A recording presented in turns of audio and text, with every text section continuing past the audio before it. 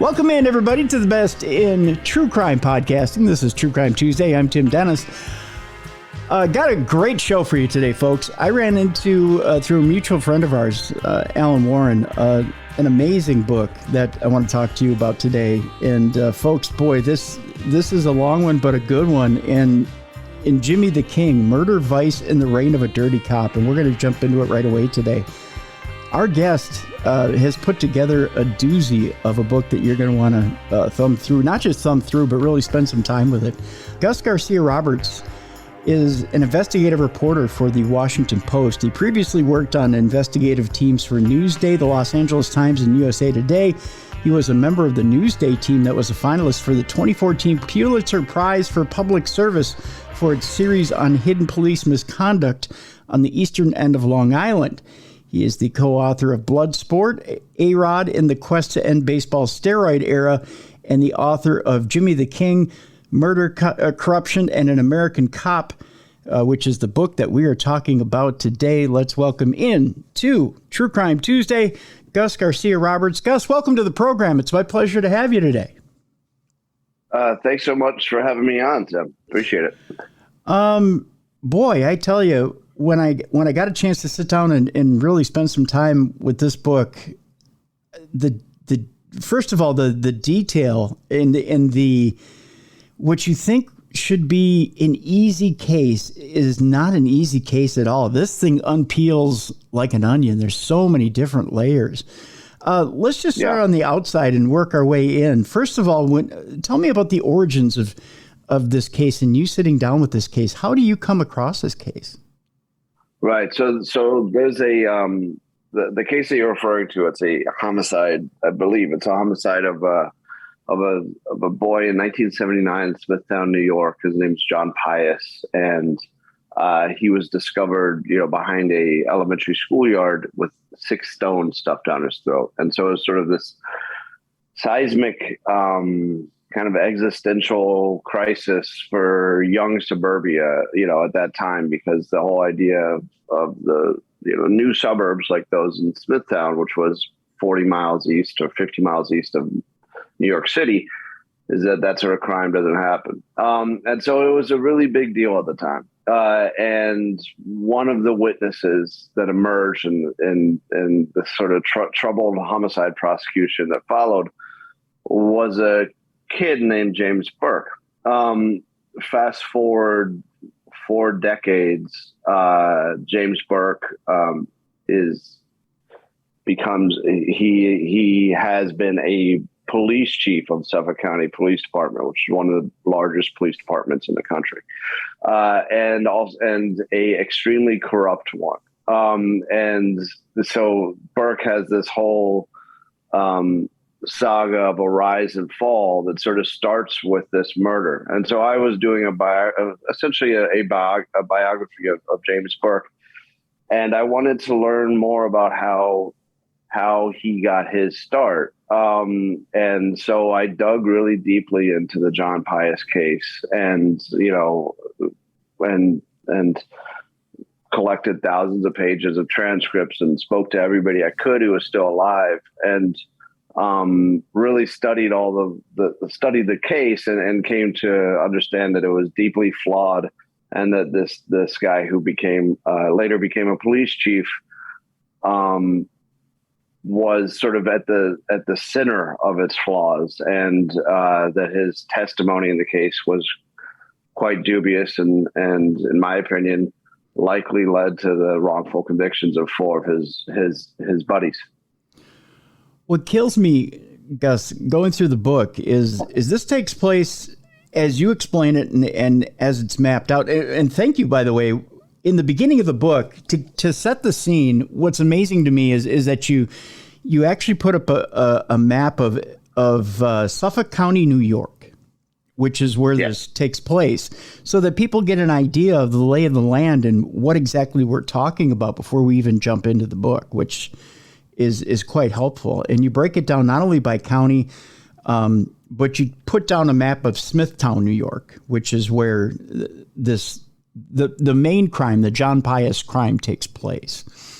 So we get a lay of the land, and we actually get an idea of of where we're going in this. And we have an idea of when you talk about certain places, we can almost, not only can we picture it in our mind like we tend to do when we read these novels, but now we have an actual geographic idea as the crow flies as to where we're heading. Well, the book really takes place in this little fiefdom. Suffolk County is a fiefdom. And, Suffolk County actually includes the Hamptons, but, real life Suffolk County never overlaps with the Hamptons, for example. So the Hamptons barely came up in my report. Nobody ever even mentioned it for years of reporting. And then also it's to the east of the city, but a trip to the city by the characters in this book, it's like a field trip. It comes up a couple times. They go to the city for various reasons, but everything happens in this one over decades in this one, pretty expansive county. And a lot of it happens actually within 3 miles, which is in the general vicinity of Smithtown and Hauppauge. So it kind of gives you this claustrophobic vibe, where it's I almost felt like these guys, couldn't leave if they wanted to, right? It's in their blood. And so I part of the reason why I wanted to put together that, make sure that there was a map, is because this is kind of, I'm introducing the readers to Narnia, but not a fun one. Where what matters is this weird place that you're about to learn about. Yeah, and that it does feel claustrophobic throughout the book, in that it seems expansive at times, but at times it doesn't. At times, it seems like when searches are conducted, there's so much land, but at other times, it feels like you're a rat running around in a cage. There's nowhere really to go. What's brilliant about in the beginning of the book is you describing exactly what Smithtown and Suffolk County is at the time, and we're talking, probably mid to late 70s. In that Suffolk County and Smithtown in particular are areas where, I'm trying to think of a nice term to put it, gentrification, I guess, maybe, I don't know. White flight. What's that? White flight from the city. There's a lot of white flight from the cities. It was basically set up to be an escape of we'll call it what you called it. White flight was what it was, right. from the city to the suburbs to get away from. Like you said, it is what it is. Right.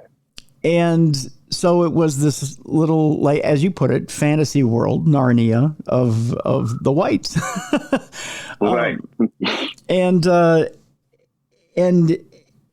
in that, it was thought that everything was perfect, so perfect that you could leave your doors and windows open at night. Nothing is ever going to happen to us out here. We all know each other's business. We've screened everybody, supposedly. I mean, screened to the point, not that, they're asking questions before you even move in, but that, everybody gets into everybody's business and everybody knows each other. That's the kind of community it was, wasn't it? Yeah. The mother of the victim, John Pius, literally screened her neighbors, which is, they lived in, almost all of these characters, sort of their families came from Queens or other outer boroughs. And so John Pius's mother, they wanted to leave, I believe, Ridgewood, Queens, or Ridgewood, Brooklyn. And so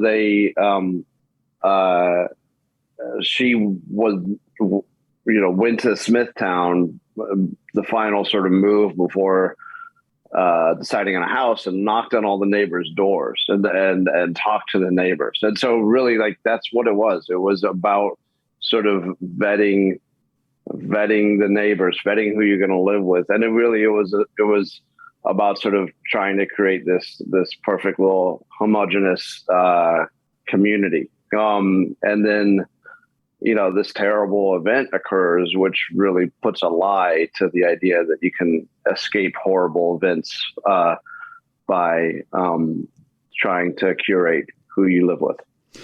You mentioned the fact that John Pius's mother was so careful in where she chose for them to live. Explain to people why John Pius was so special and what it was about him that was so special, at least to his parents. Sure. So when they were, when John was still in his mother's belly, they had a horrible car accident where I guess there's fugitives from the cops who were going about 100 miles per hour in New York City streets and slammed into the back of their car. One of the fugitives died. The car's caught on fire. And somehow all of the people in the Pius car, which was the husband, pregnant wife, and a nephew, survived. And I think that sort of hardened their resolve to get out of the city.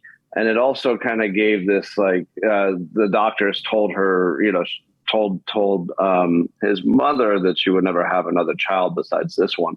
And so it kind of gave this in their mind, this kind of, preciousness to John. He was often referred to as John Boy because there's a lot of John Piuses in his family. And you sort of saw like a sheltered existence pop up. And this kid was, I feel like the reason why a lot of families moved out to the suburbs of a place like Long Island is for their kids, and so on the streets of Smithtown, for example, the actual street names are colleges, Hofstra, Baylor, Fordham.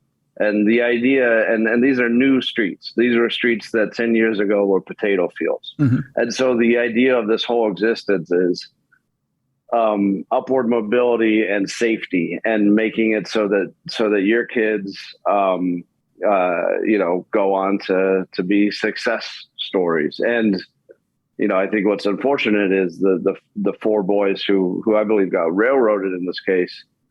They had the same upbringing, and their parents had the same aspirations for them. Wow.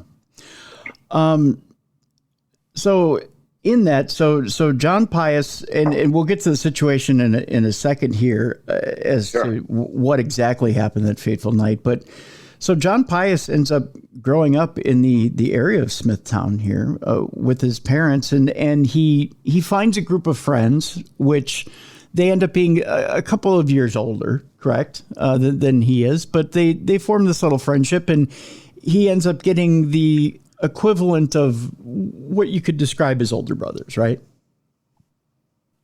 Yes, exactly. Yeah, he makes some friendships with older kids in the neighborhood. Yeah, and well, one of the things that they often did was sort of like some subterfuge that came out after John Boy's death, was that he and a older boy were stealing lumber from a house in development, and they were making a tree house in the woods behind the school. And that became very important because those woods were later where his body was found. Okay.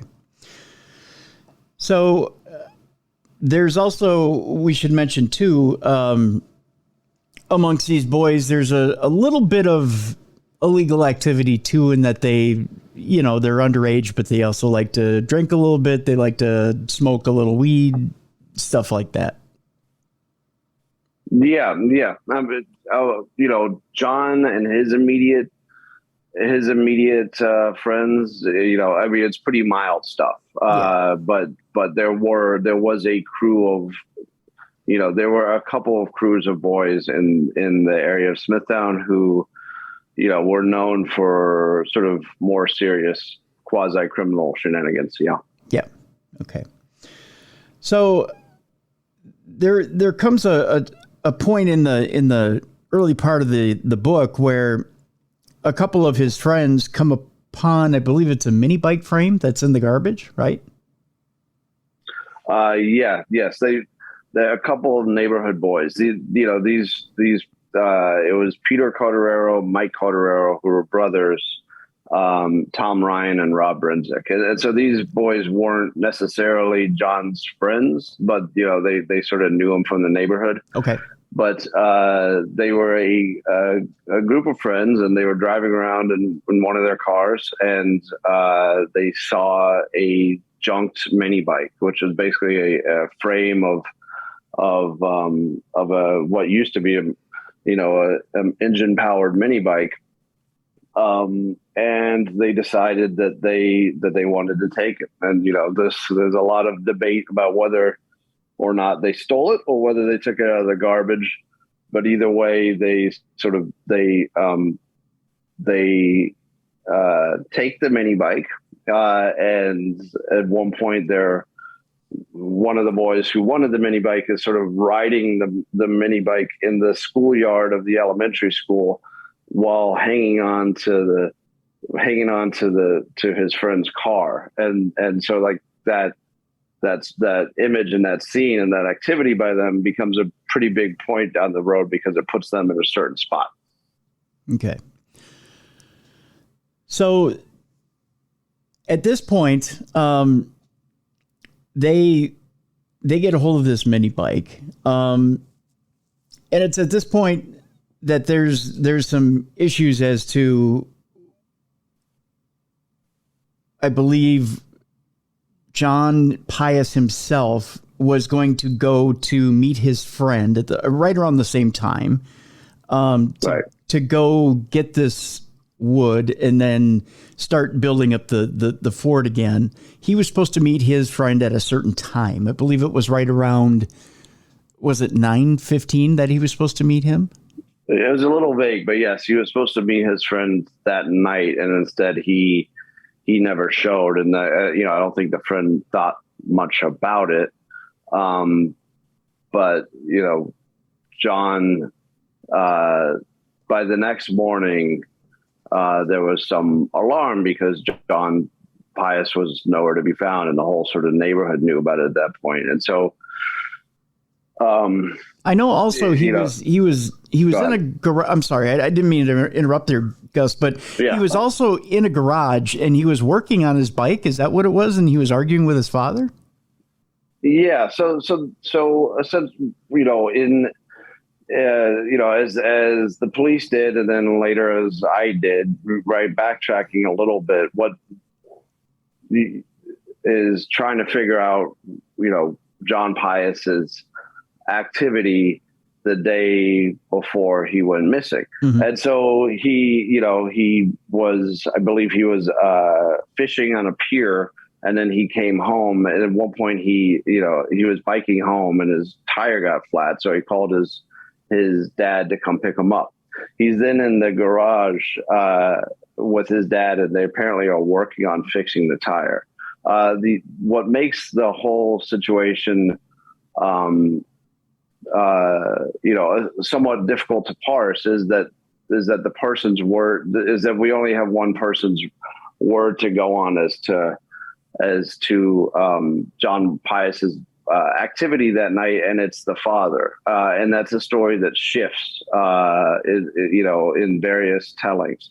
And so, at one point, the father said that after they fixed the bike, that John asked, "Can I go test drive the bike?" This was the night around 8 p.m., I believe. Okay. According to the father, can I go test drive the bike? And he says, sure, just, don't go too far. And then from that point on, the kid never returns. The problem is the story that the father tells shifts considerably in other versions of the story that he's telling around the same time. The father goes into the house to make something to eat. He comes back out, and the boy, without sort of asking him without asking him to leave or telling him where he's going at all, leaves the house and is never seen again. So you have, and there's a lot of sort of a mishmash of times also as to when John left the house and when he would have been killed. So you have this very confusing foundation to make sense of it. And but the upshot of it is that at one point John left the house, and he was, and it was that night, and then he was never seen again. Okay, so alive. He left the house, and at that point, it's assumed that he's probably going to sneak out. He's probably going to go meet his buddy in the woods, and they're going to work on the fort, you would think. But he never made it over there either. Right, yeah. Okay. And so, the way that I sort of made sense of this was by using police, what sort of spare police reports there were, and trying to recreate, their version of events and the father's version of events. And that's tough, one, because the police, kept the Suffolk County Police Department, the Suffolk County Homicide Squad had a sort of informal policy at the time of keeping very spare documents, including, ones that they would not write anything down if it contradicted their case. So basically you're looking at a prism of the case through half written documents. And so I tried to make sense of that. And so, essentially what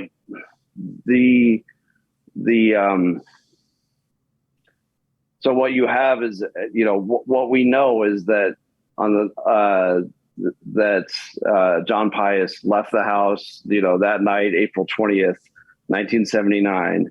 But unfortunately, you don't even know when. And that by the next morning, the whole sort of neighborhood was looking for him. Mm-hmm. And they eventually start finding his belongings in the schoolyard behind an elementary school that's not far from his house. And then they find his body. And it appears that he's been beaten and dragged, and that he's had these 6 stones stuffed down his throat. The cops interview the father, and he gives, sort of conflicting accounts of what happened to the boy. There was a police officer that appears to have never been interviewed by anybody except me, who I spoke to at one point when John Pius, the son, was missing.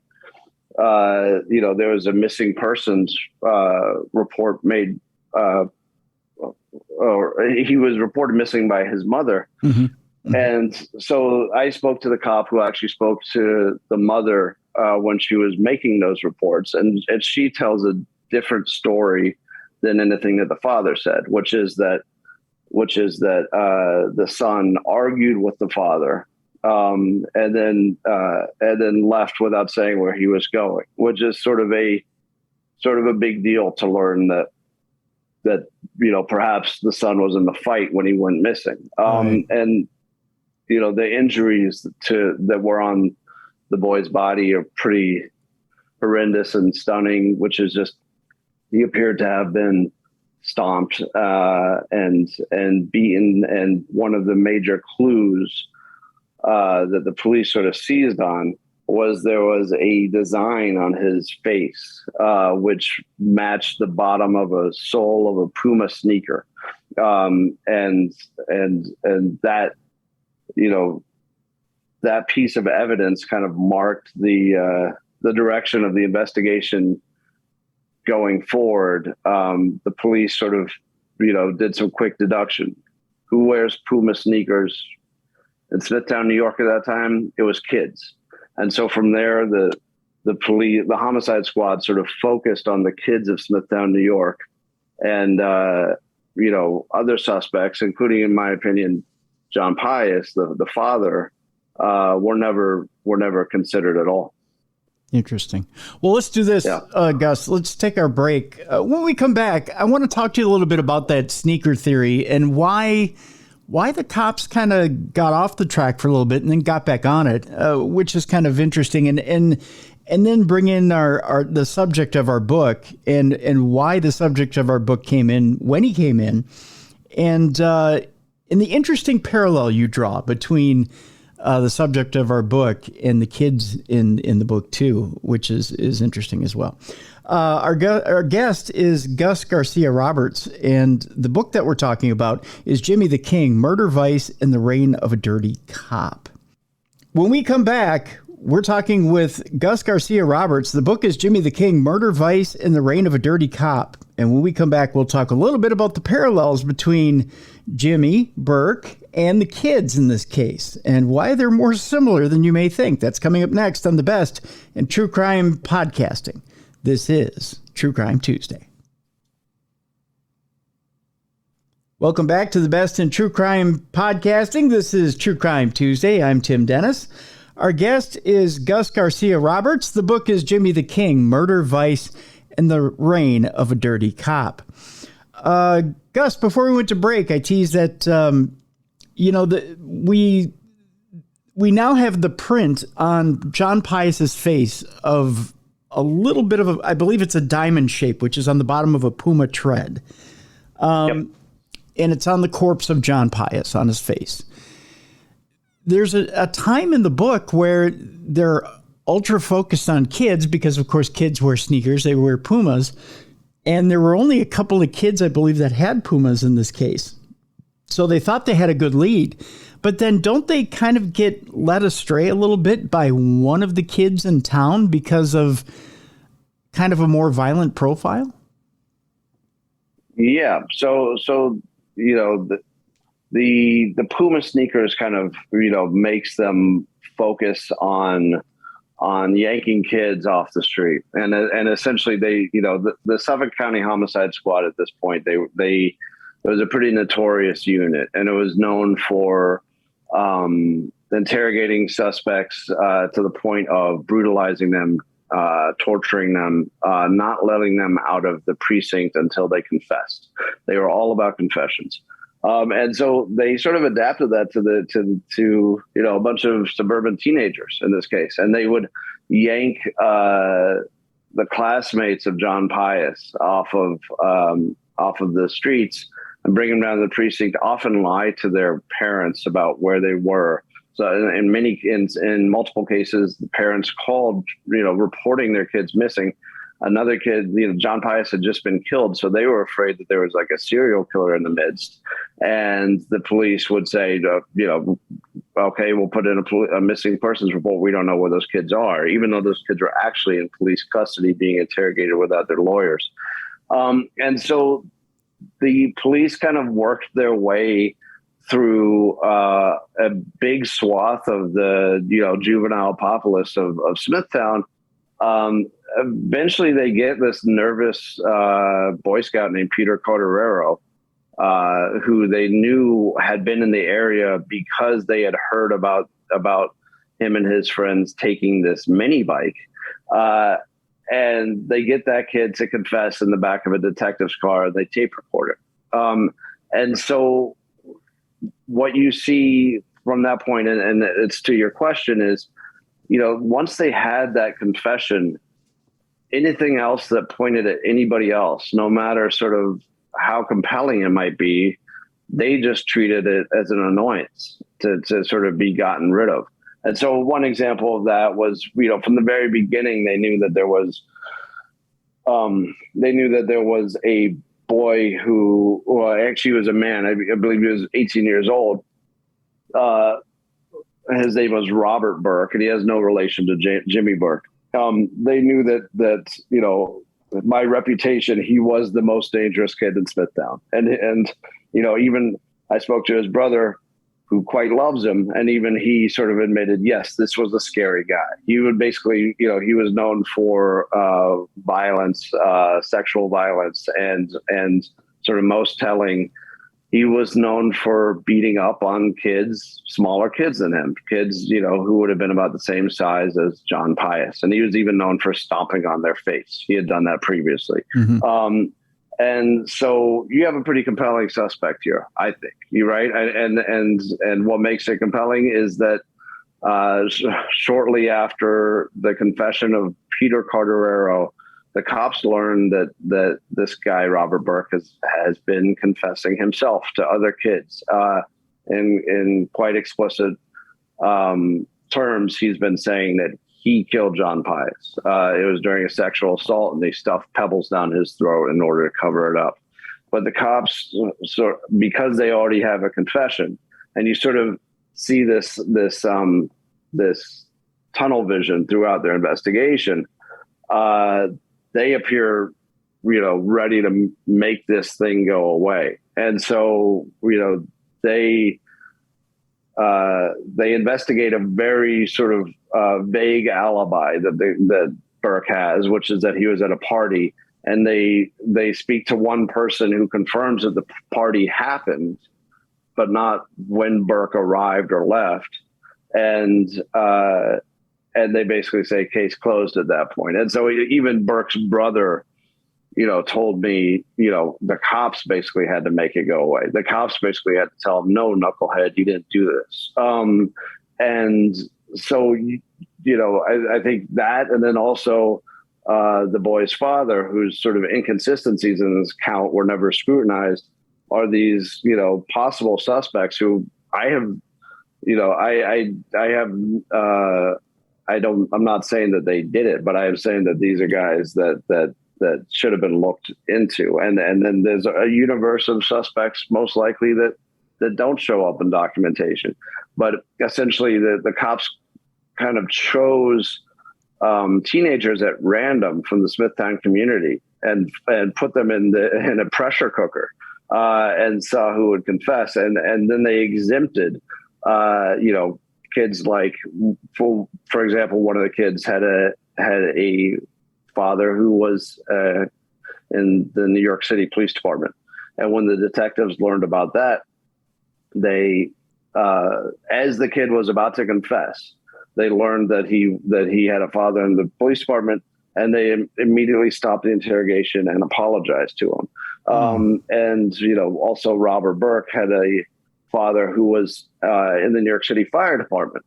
And you sort of saw and when the detectives interviewed him, they interviewed him with his father present, which was not a courtesy that they gave to the other suspects. And so you sort of saw this protectionism right from the beginning of those who were of the homicide detectives tribe, who were cops, who were fire officials.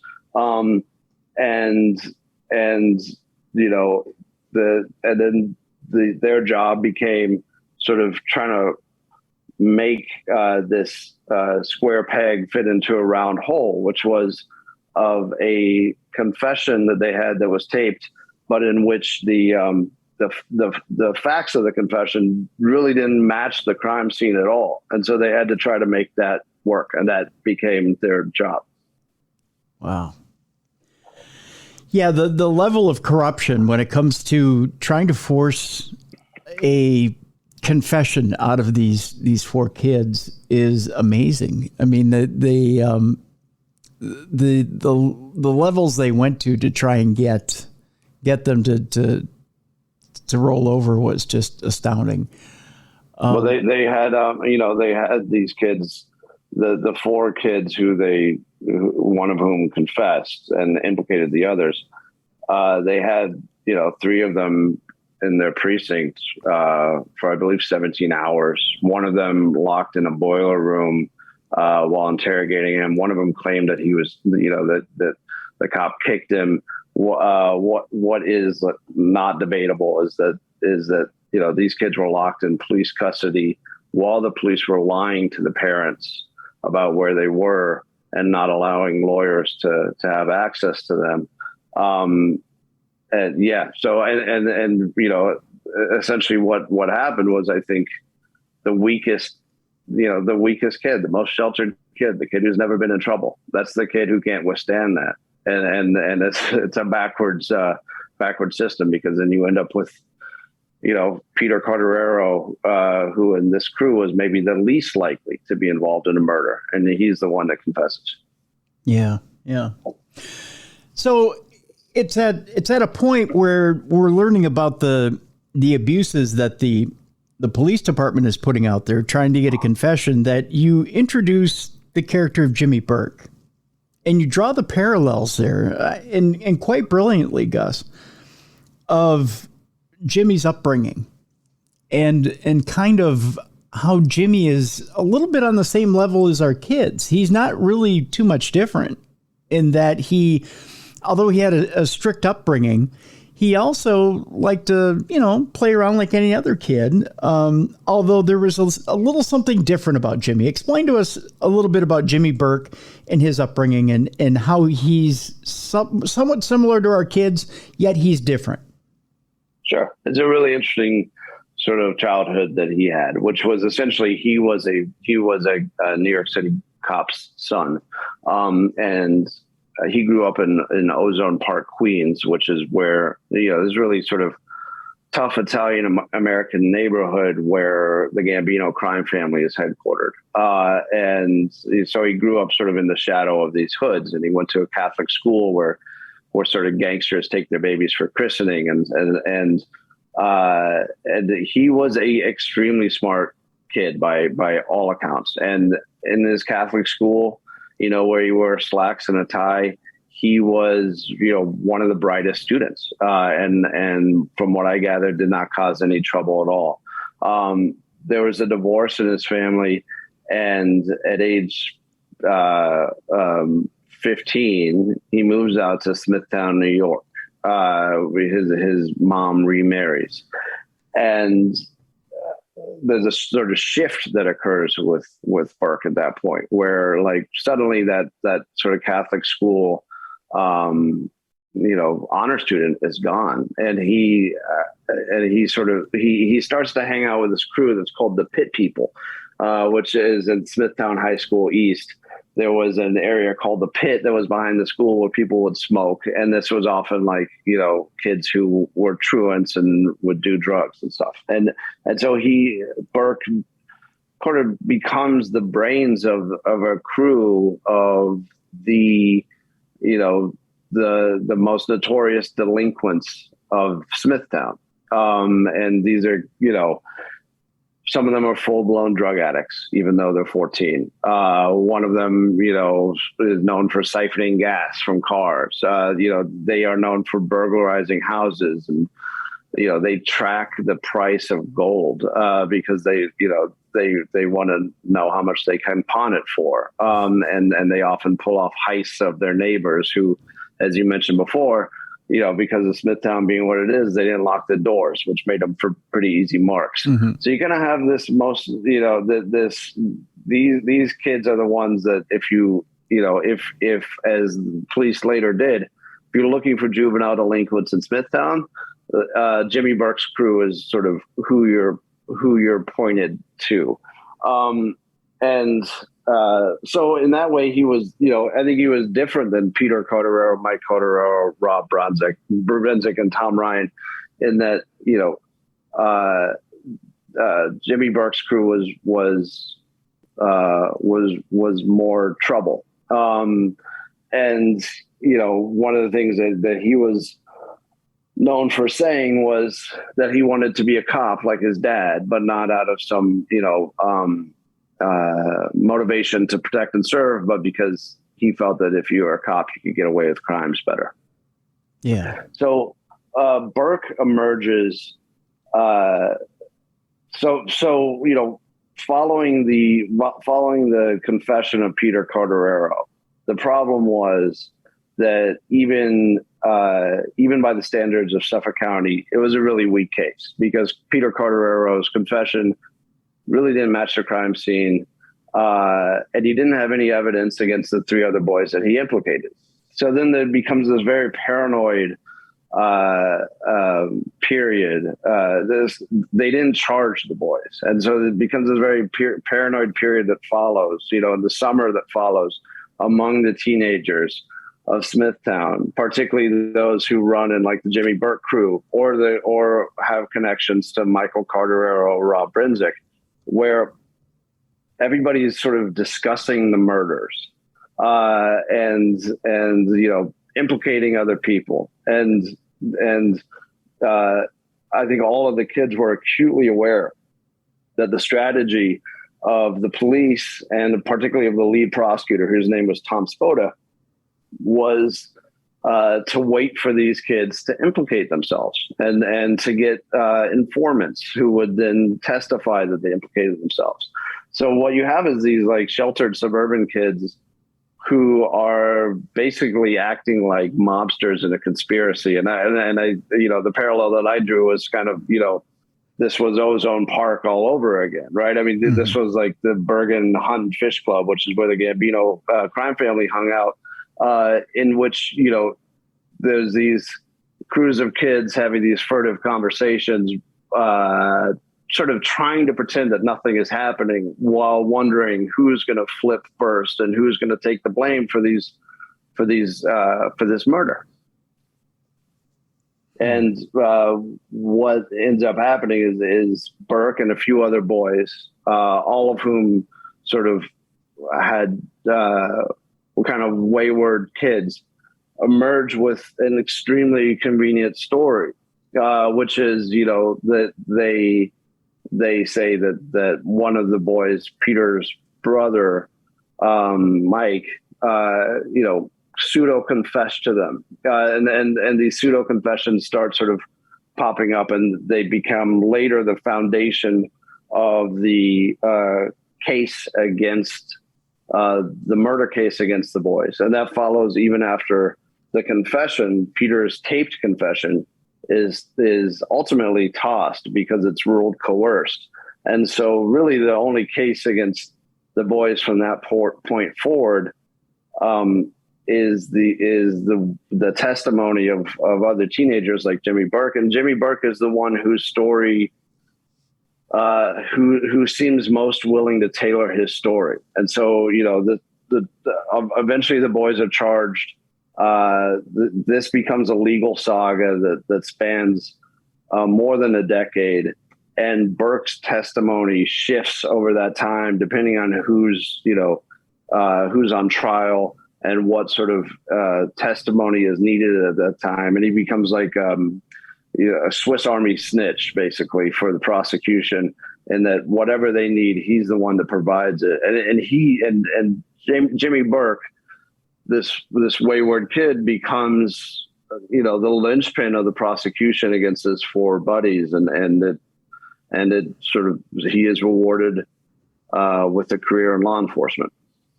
Wow. It's crazy how things happen in life, isn't it? Yeah, I mean, Jimmy Burke's life is just this really wild saga, and there's you mentioned, I think at the outset, this is a big book because it's long.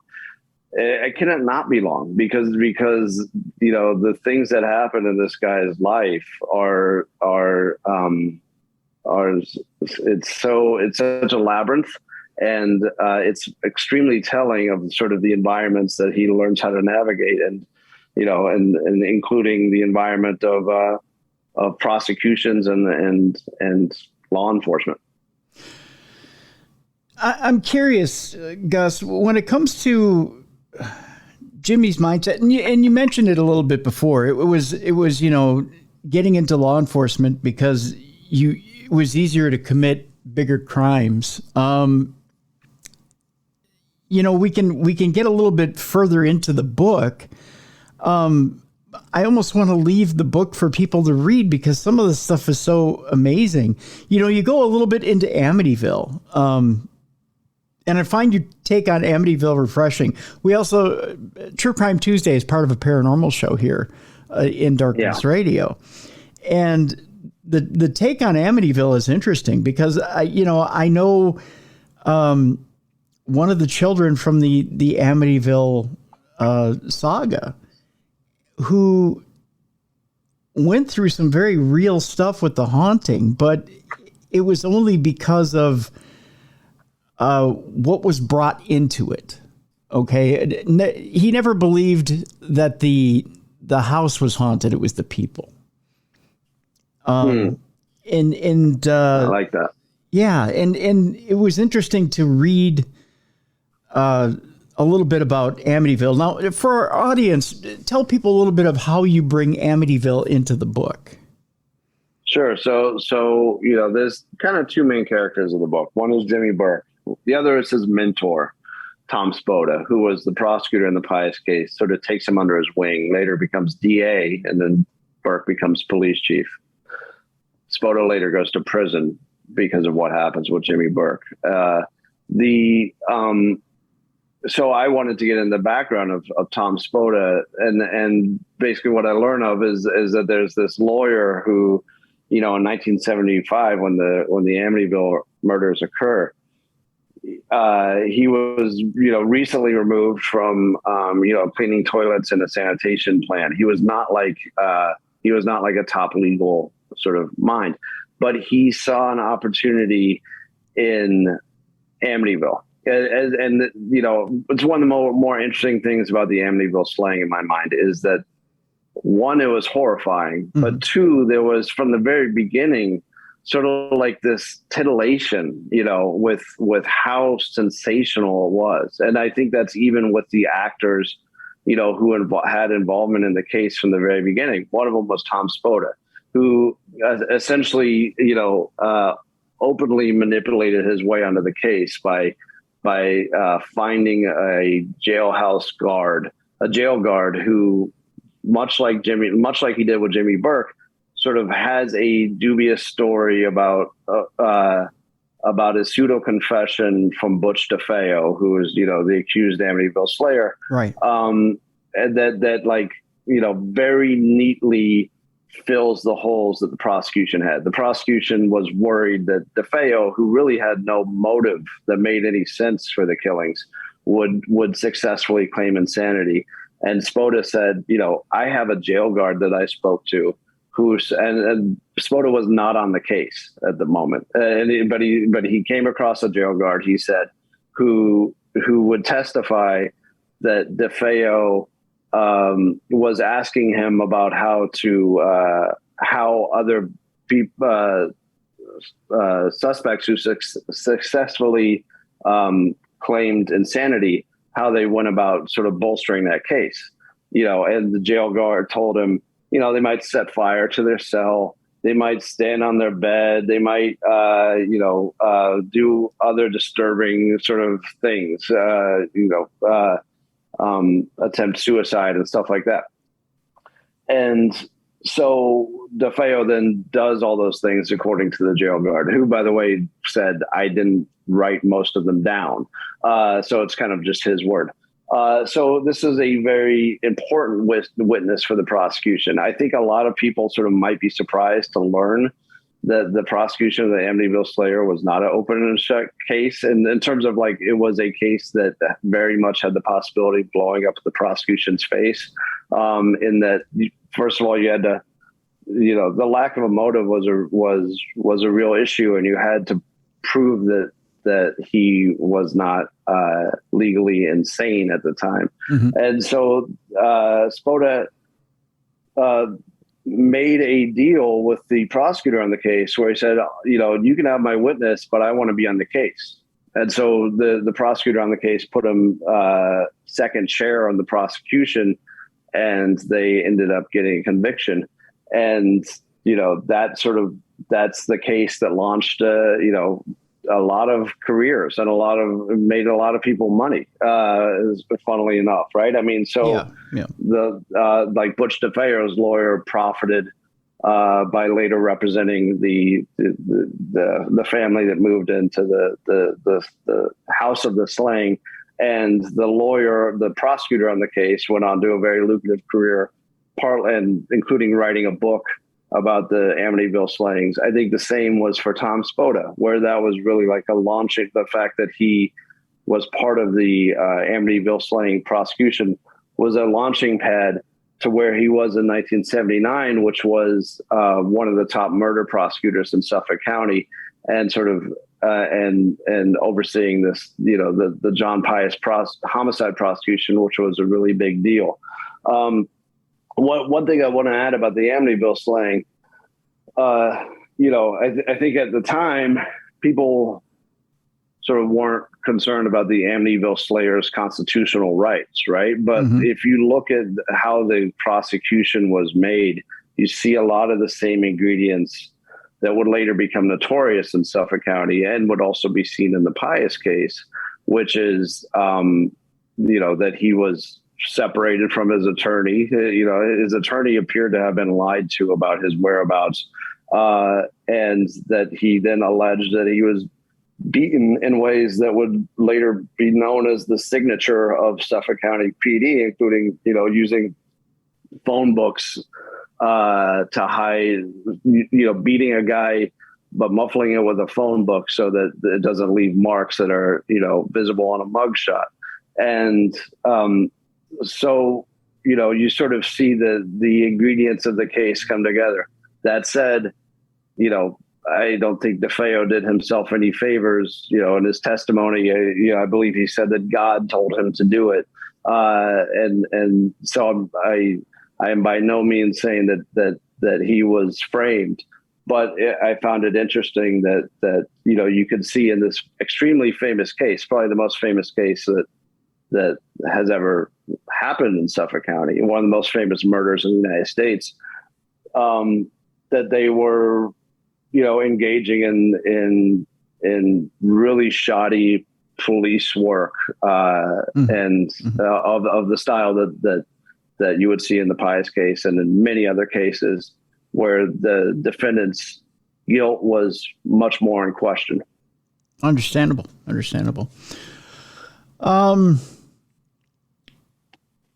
Yeah, and as I was reading through the book, it's interesting that the Newsday headline in 76 called the DeFeo home. The buyer called, which was the Lutzes, called the home haunted. Although, from talking to some people who lived in the home, they say the home was never haunted, that George Lutz brought in the haunting in the home. So that it was never initially haunted, but that he conducted some things in the home to make it haunted. Well, I loved diving into the aftermath of that, because you sort of have a traditional homicide case for a while, right? I mean, you have like, that's the way that it's presented. You have a sort of madman who kills his family. Extremely scary, extremely weird, unexplainable. And yet these things kind of happen, right? And so then there's the whole trial. And I think really what sort of makes the whole industry of Amityville, come alive is DeFeo saying that thing about God, about hearing voices, including God telling him to do it. And then I found it really fascinating to sort of see how the paranormal elements, sort of the story began to surface, including with this sort of seminal Newsday story that has, shows the screen door like flung open after the Lutz family, allegedly, left in a hurry. And you have characters like the Amityville police captain, saying, "I heard vibrations," which later he then said that he didn't, that he was misquoted. And these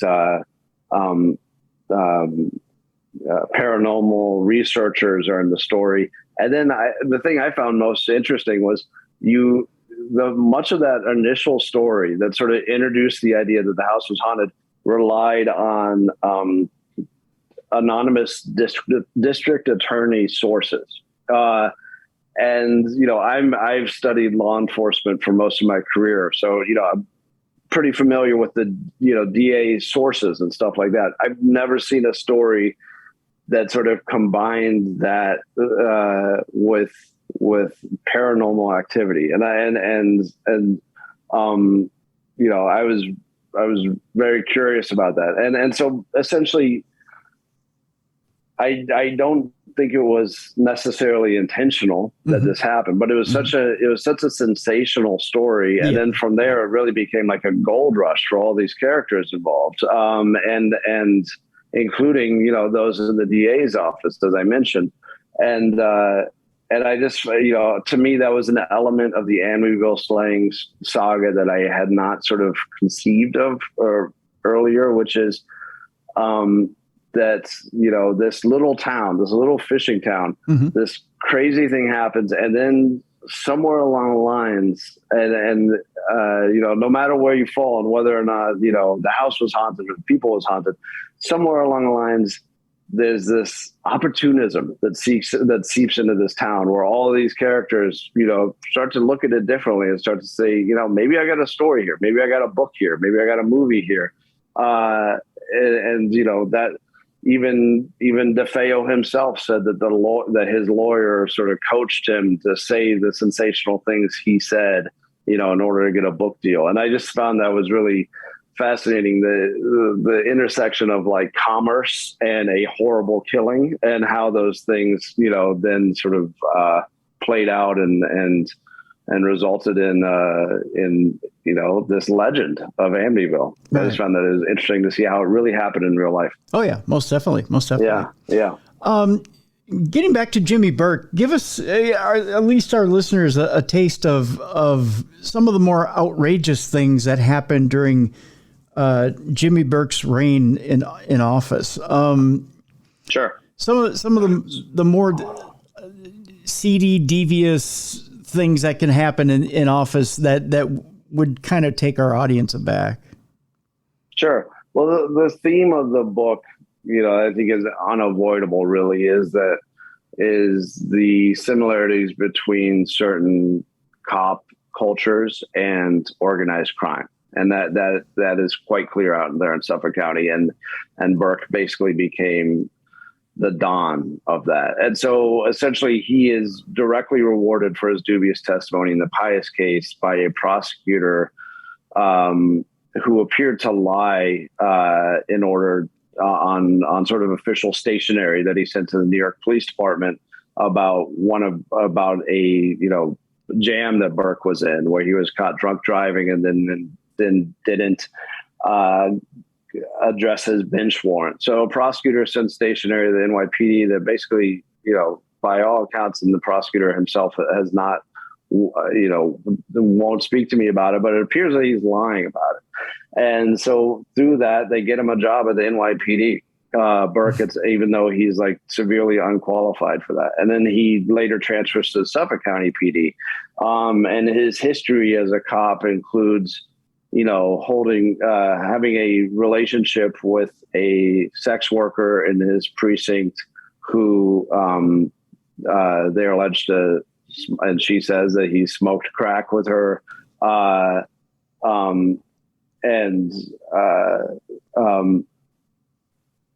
Then Burke continues despite this. He starts to build like a pretty fat internal affairs file, but he has Tom Spoda, the former prosecutor on the Pius case, as his rabbi and his protector. And Spoda has very sort of strong connections politically and to top cops. And so he sort of ushers him up the ranks. And at one point, Burke, there's a blend of politics and policing that becomes apparent at a certain level. And at one point, Burke is responsible for sort of an electioneering scheme that gets Spoda elected district attorney, which gives Burke really immense power. The book takes a turn when, after Burke, becomes police chief of department of one of the largest departments in the country, his police truck is robbed, and the thief, who was a heroin addict, steals a duffel bag that has pornography, sex toys, and other embarrassing items in it that Burke liked to travel with. He called it his party bag. And Burke and top high-ranking, highly paid detectives beat this suspect. They didn't cover it up. There's like a top-level cover-up that involves lying in grand juries, lying to FBI agents, that goes on for years, which it really infects, most of the top ranks of the PD and also the DA's office, and you see, sort of a culture of fear and dishonesty that Burke reigns over, and it becomes the feds. The feds investigate. They sort of don't give up. It takes years, and it becomes this very paranoiac scene where, for example, one of Burke's right-hand men, lieutenant, devolves into hallucinations because he's so paranoid about the cover-up in which, he's seeing. He has to be admitted to a hospital because he's seeing like lizards driving Cadillacs. And so to me, it was sort of, the whole thing just becomes like Goodfellas with badges is how I saw it. Wow. And there's always that threat of bodily harm from Burke, which is, if you betray him, perhaps your career could be destroyed. Perhaps your family could be destroyed. But also, perhaps he could be killed. And one of the lieutenants, later says that. And so really it's cops as mobsters. And it's definitely a pretty wild saga. It sounds like it. I got to tell you, Gus, before we wrap up today, on a totally off-kilter note, you've probably named my most favorite chapter ever in literature history, or literary history. My favorite chapter name ever is Pee-Pee Toucher. And I guess the readers will have to imagine what that refers to until they read the book. That's right. They got to go out and get the book. Yeah. I had some fun with the chapter titles. Yeah, you did. Actually, they're very creative, that's for sure.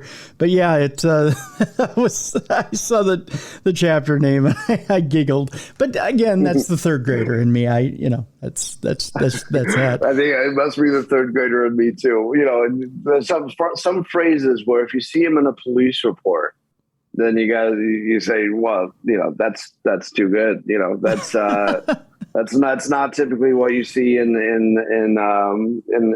crime scene documentation. So that's a chapter title. That's right. That was how I named a lot of the chapters. Well, that one, my friend, was a good one. Thank you. That's excellent. That goes in the Mount Rushmore of chapter titles. I appreciate that. That's for sure. The book is available right now. Jimmy the King, Murder, Vice, and the Reign of a Dirty Cop. If you absolutely have to have it right now, there's a Kindle version available on Amazon. And it's available right now. We have a link in the description of this program where you can just go ahead, click on that link, go get it. Again, I had it's a fascinating book. I had an amazing time with it this weekend. I had a great time with it. And it is a quick read for as big as the book is. It's a very quick read. You get into it. There's lots of characters, lots of great action. I say this about a real situation, but yeah, there's the people in this book are very, very, very interesting indeed. And you can't put it down. I tell you, it's one of those books that from beginning to end, there's lots of stuff going on, and you just are riveted to it. You just don't want to put it down. So, Gus, I want to thank you so much for being with us today. Thank you so much, Tim. This was great. Appreciate it. Yep. Thank you. Gus Garcia-Roberts has been our guest.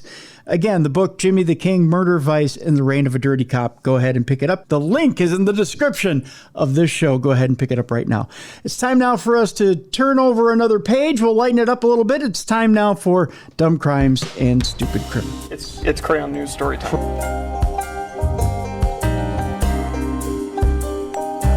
What happened with this dude, Christ Bearer?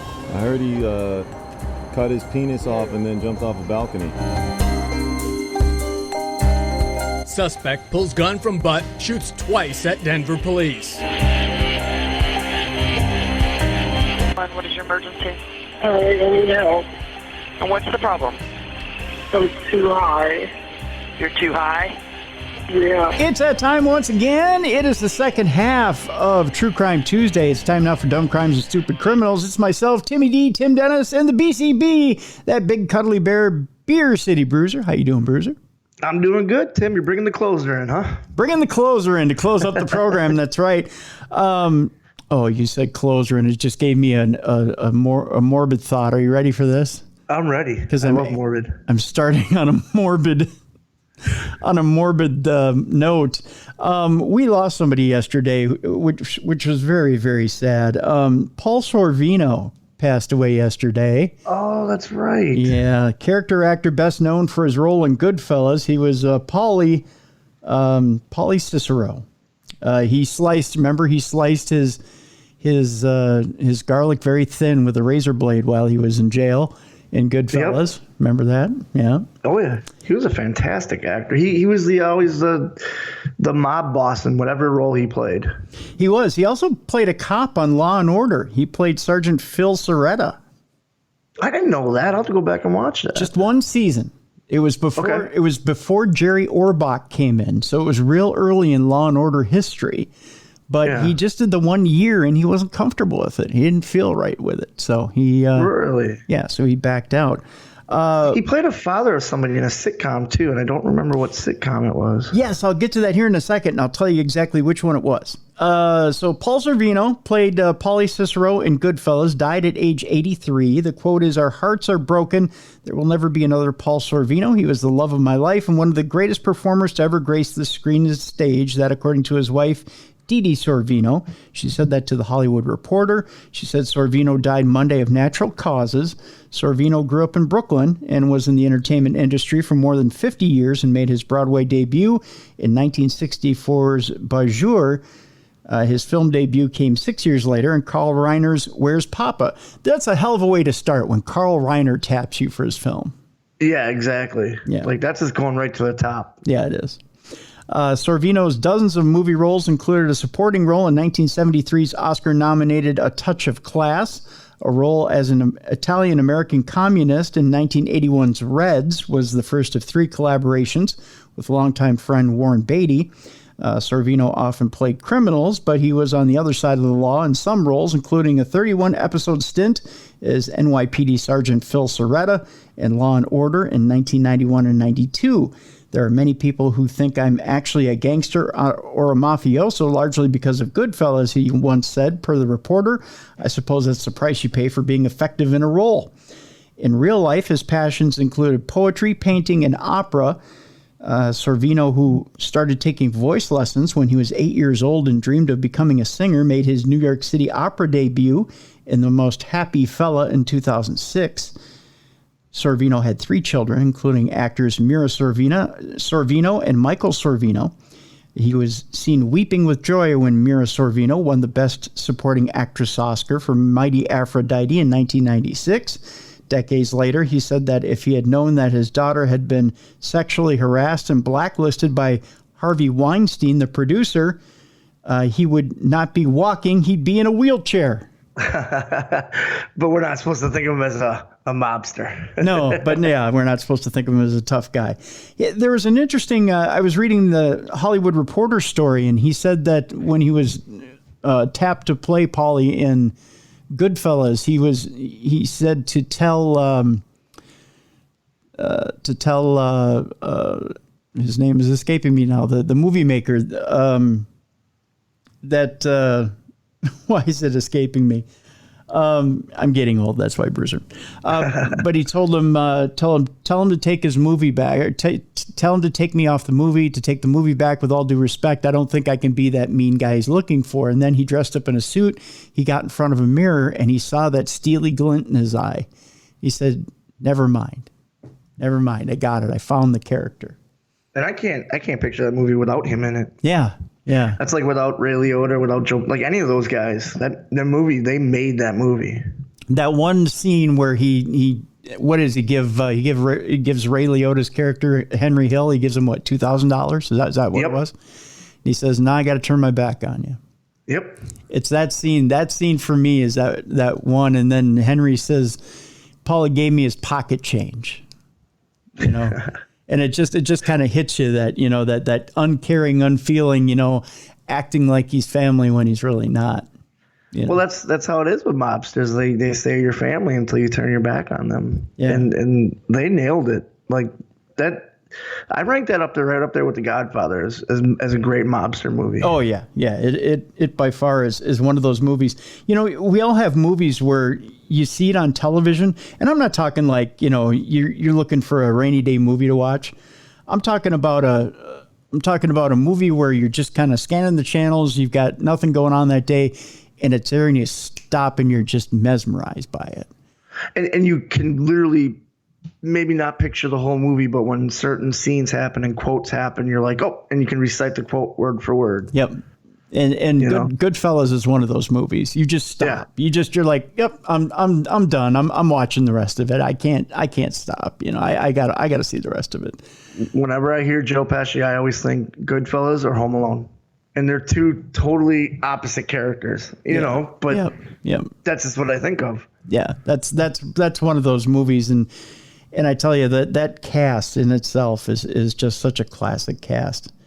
But yeah, it's Paul Sorvino, rest in peace. He lived such a good life, had such a good acting resume, and man, did he have a voice. I don't know if you ever got a chance to listen to him sing. But no, I didn't know he was into opera and everything. Yeah, I didn't know that. They did a feature on him in 60 Minutes where they actually followed him and showed him singing opera. But he had such a beautiful voice too. So yeah. Yeah, I didn't know that about him. Mm-hmm. I'm curious. I'm going to look it up. Yeah, most definitely. And it's bugging me because he was a dad in a sitcom. It was a real serious role. Yeah, I don't remember the sitcom. I want to say Roseanne, but I'm wrong. It's not Roseanne. No. It was, you know what? Let me look it up real quick here. Let's see here. Let's go. Okay. Still Standing is what I'm thinking of. Still Standing. Yep, that's the one I'm thinking of. I believe you're right. I believe it. Well, he was in the Goldbergs. He was in the Goldbergs too, but it was Still Standing is the one that I'm remembering him. He was Pop Goldberg in the Goldbergs. Yep. But I believe you're right. I believe he wasn't Still Standing. Let me see what year that was. Because I remember that. Because he was the guy who's the main character in that is actually an English actor, but he does such a good Chicago accent. Yeah, he was in Still Standing from 2004 to 2006. Yep. Yeah, I remember that. That was a great sitcom. Yep. He was also in another TV series, That's Life, from 2000 to 2002. Yeah. Yeah, he's done a lot. He was everywhere. He was in the TV movie Houdini. Oh, really? Yeah. Houdini was a Wisconsin guy. He was in the TV movie Joe Torre, Curveballs Along the Way. And also in the TV series Duckman, Private Dick, Family Man. There's some things we aren't necessarily proud of in our resume. I'm sure there's sometimes, he had kids to raise, so he's probably just doing it for money. That's true. I don't know if people remember this either. After he got done doing the 2 seasons on Law and Order, he also filled in for Raymond Burr when Raymond Burr wasn't doing well in Perry Mason. There's a Perry Mason movie he's in called A Perry Mason Mystery, The Case of the Wicked Wives, that was released in 1993. Really? Okay. Yeah. So he also takes over for Raymond Burr in that as well. So he really has covered it all. He's serious, he's comedy, he's drama, he's law, he's everything. Yeah. So he's got some good movies in there. He's got some good TV shows in there. But yes, Paul Sorvino has passed away at the age of 83. So of natural causes. So there you go. Our next story, Bruiser, we move on where we're actually going to give you the results of a case. This is not necessarily a dumb crime or a stupid criminal, but we rarely get the outcome of certain cases on our show.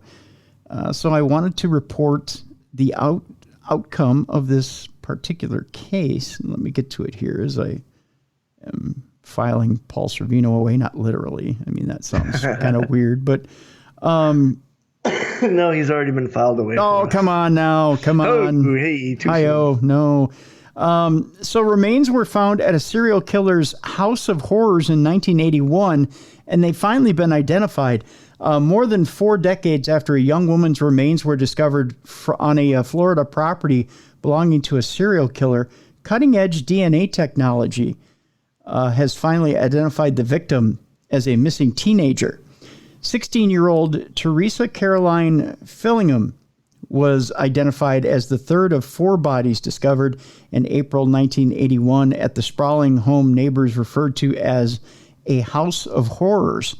The property belonged to convicted killer Billy Mansfield Jr., who is currently serving a life sentence in California. Sheriff's officials made the announcement last Wednesday.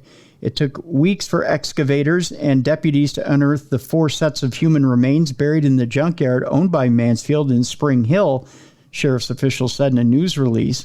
Only 2 of the female victims were quickly identified.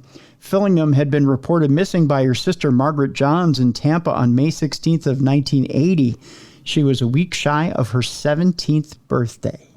Oh, that's sad. Yeah. Fillingham's remains were sent to numerous labs over the years, but investigators didn't develop a DNA profile until 2020, according to sheriff's officials.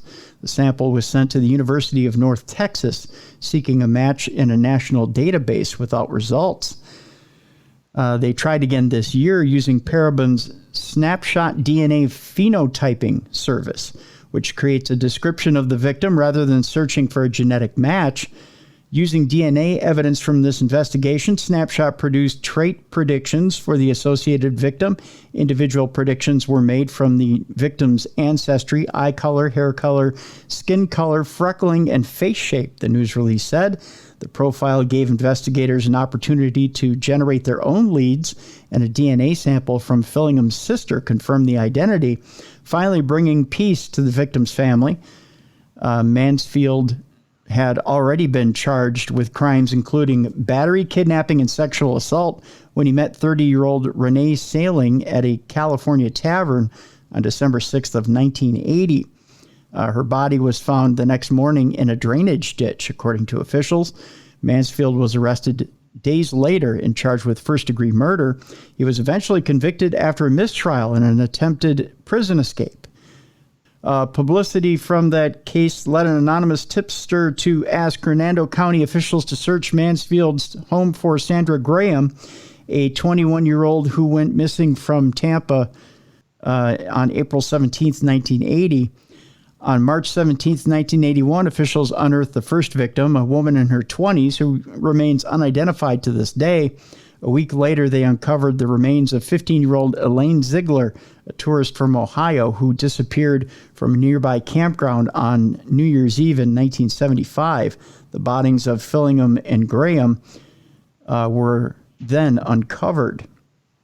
Mansfield, now 66, pleaded guilty to killing all 4 women and to the attempted sexual battery of another.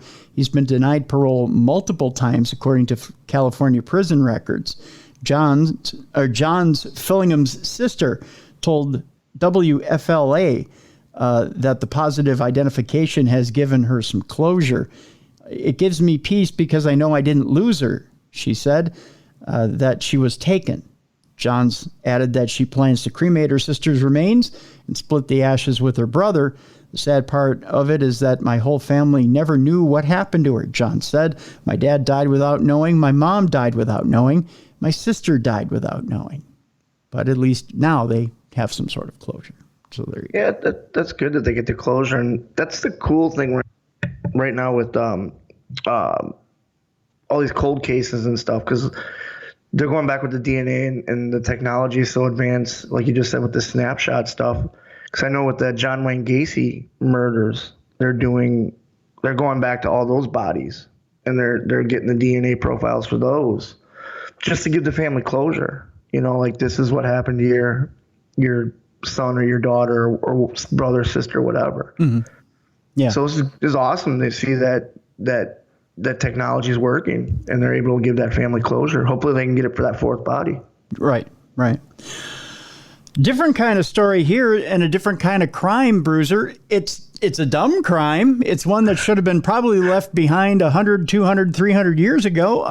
But it's still being practiced in all places in Alabama. Okay. And by all people, a car company from overseas. It turns out a Hyundai subsidiary in Alabama is using child labor. Well, in America? Yes. Come on.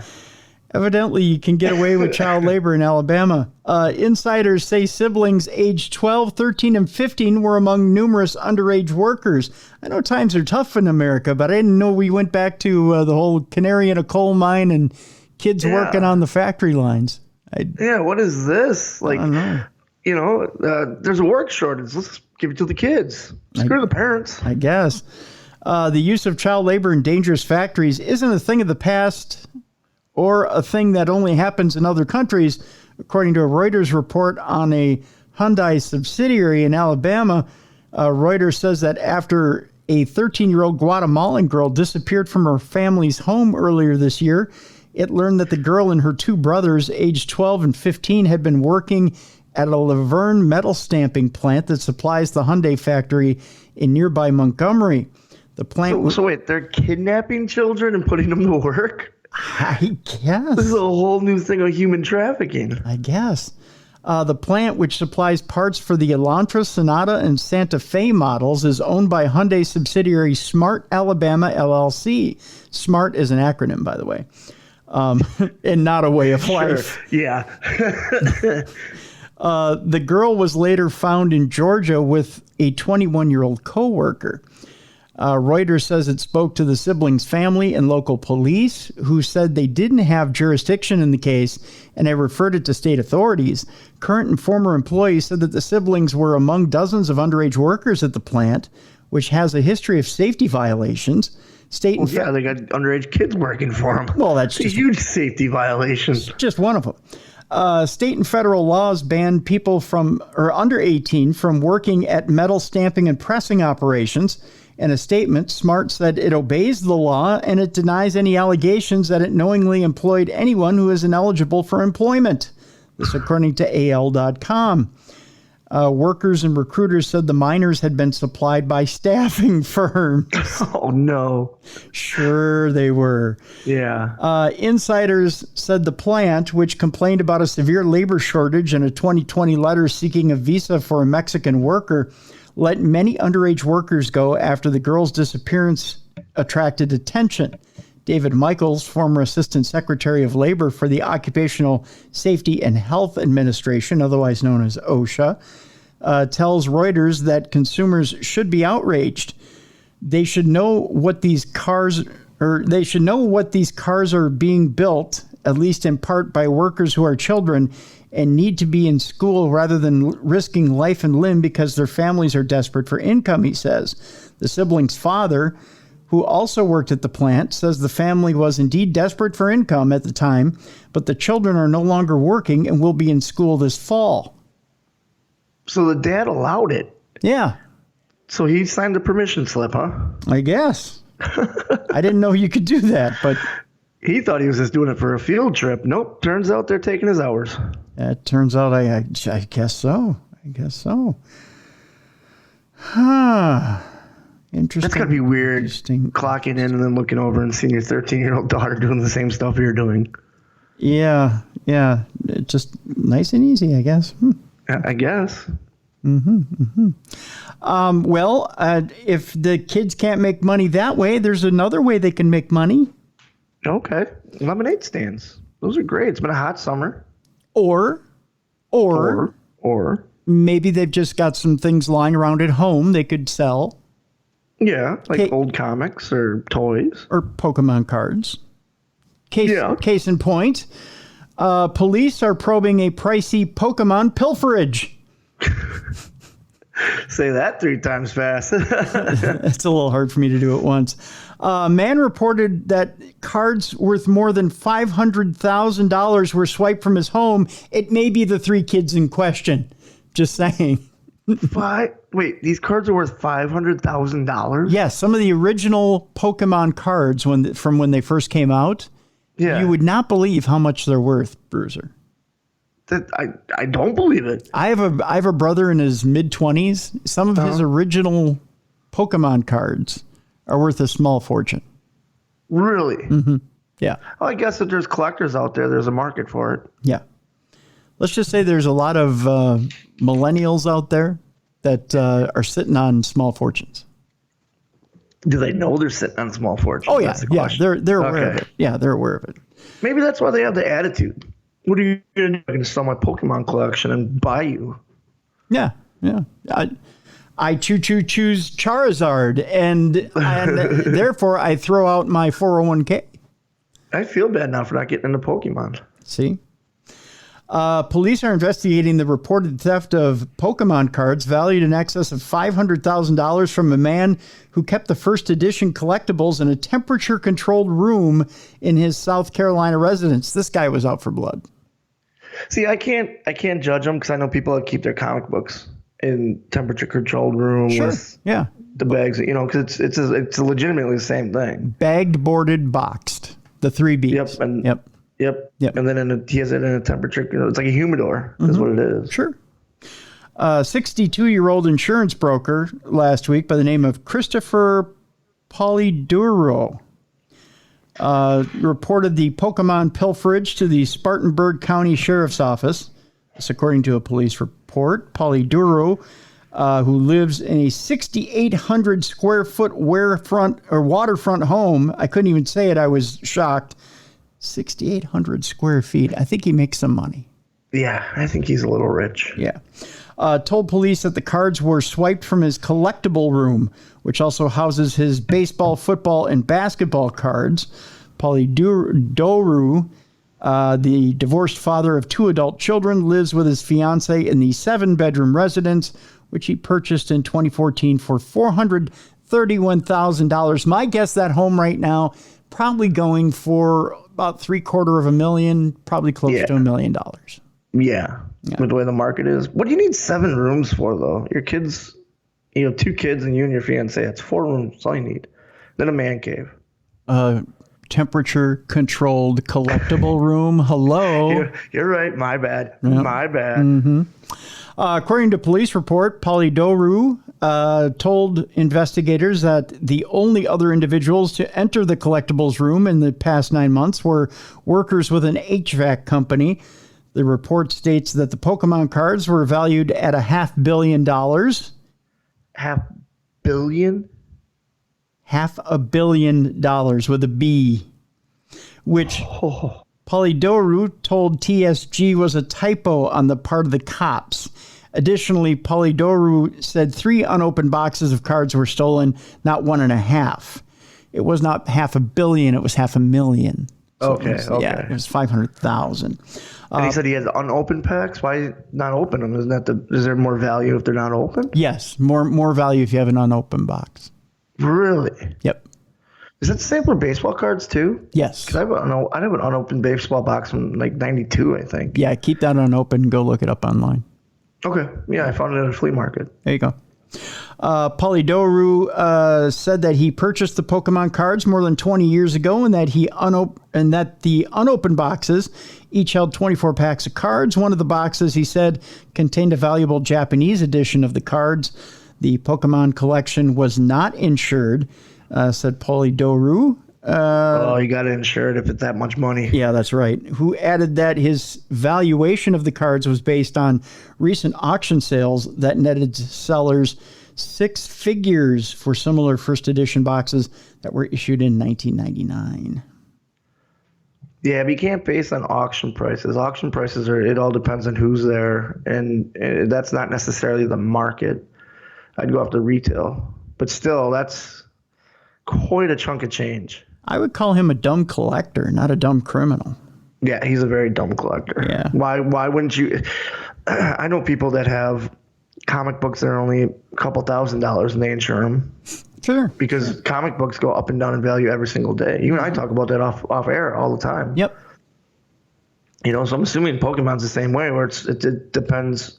Like when that Pokemon Go game came out, I'm sure it jacked up the prices of the Pokemon, and then they had a couple movies come out, and I think there's a new video game coming out, so there you go. Like, we should definitely insure that. Yep, most definitely.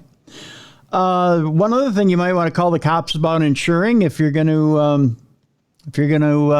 bet the farm on it, would be your Sour Patch Kids candy. Wait, that's valuable too? Well, to this guy it was. I just ate a pack last week. I feel so guilty now. How was it? It was delicious.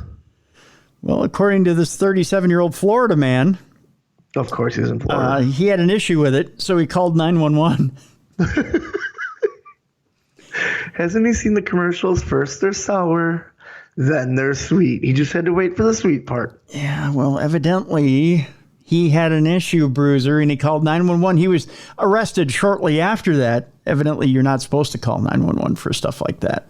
No? No. And surprise, surprise, Bruiser, he was heavily intoxicated. Oh, no, you're kidding me. No. As it says here in quotes, a heavily intoxicated Florida man was arrested last Saturday night for calling 911 to report that his girlfriend wished to eat Sour Patch Kids. So they didn't even eat them? She just wanted them? Yeah. She had a craving, a drunken craving? Hey, we get those. So that's why you should insure them, so that the old lady doesn't eat them. Well, if she's hungry, she can eat them. I mean, I'll share them. They're big packs. I'll share with you. You want some? I'll get you some. I'll share them with everybody. But those are his. Well, yeah. But when you're drunk, it's kind of like, when you're drunk, it's kind of like when you're high, you get the munchies. You're hungry. Share. But 37-year-old Joshua Larson wanted them for himself. So much so he called 911. Yeah. And wait, did she even, were there actual ones there, or did she just have a craving for them? Well, we'll find out. Yeah. An arrest affidavit does not reveal why 37-year-old Joshua Larson allegedly phoned the police emergency number at 11:45 p.m. with the candy dispatch. I'll tell you why. It's called alcohol. Well, that's a good reason. Yeah. When asked about the call by a sheriff's deputy, Larson smiled and walked away from cops outside his residence in Madeira Beach, a city 10 miles from St. Petersburg. He sounds like a douche. Yeah. I'll show you his picture here in a minute. Larson allegedly struggled with deputies as they sought to place him in handcuffs. An electronic control weapon was eventually used to take Larson into custody. Tased him. Over Sour Patch Kids. Yeah. Yeah. This is the definition of dumb crime, stupid criminals right here. Yep. He was charged with misuse of the 911 system and obstruction. Larson was booked into the county jail, from which he was freed on his own recognizance over the weekend. As part of the release conditions, Larson has been ordered by a judge to not consume alcohol, surprise, and has been Sour Patch Kids. Yes, and has been outfitted with an alcohol monitoring device. Larson was arrested last November for allegedly shoving his girlfriend and knocking her phone from her hand during an altercation in their Clearwater apartment. Prosecutors subsequently declined to pursue a misdemeanor domestic battery count against Larson. It's unclear whether the alleged victim in the 2021 case is the same woman who sought to consume the Sour Patch Kids candy. I'm guessing it's the same one. And they need to break up. It's not true love. So this guy just has rage issues in general. Oh, he looks like I thought this guy would be in the serial killer story we had. Doesn't he just look like he has issues in general? Yeah. Sober or drunk. Yeah. He should not be eating Sour Patch Kids. He looks like he could get angry over Sour Patch Kids. Yeah, no, he does. Yeah. He's probably beating up somebody over Sour Patch Kids. Yeah. In part 2 of You're Wound a Little Too Tight, Sir, is there anything I can do for you? In that picture, he looked wound really tight, too. I mean, granted, it's a mugshot, but... Yeah. This man, a Connecticut man, pulled a gun on a woman who didn't thank him for holding the door. No, I've heard people joke about this, that they find it rude if you open a door and you hold the door open, someone walks in, they don't say thank you. But this is going a little extreme. Yeah, this is a little too much. Like, I have a friend that if he holds the door open for you and you walk in and don't say anything to him, he will, as loud as he can, just yell, "Thank you," and give you this look. But he's never pulled a gun on anybody. No. Watch the stories about him.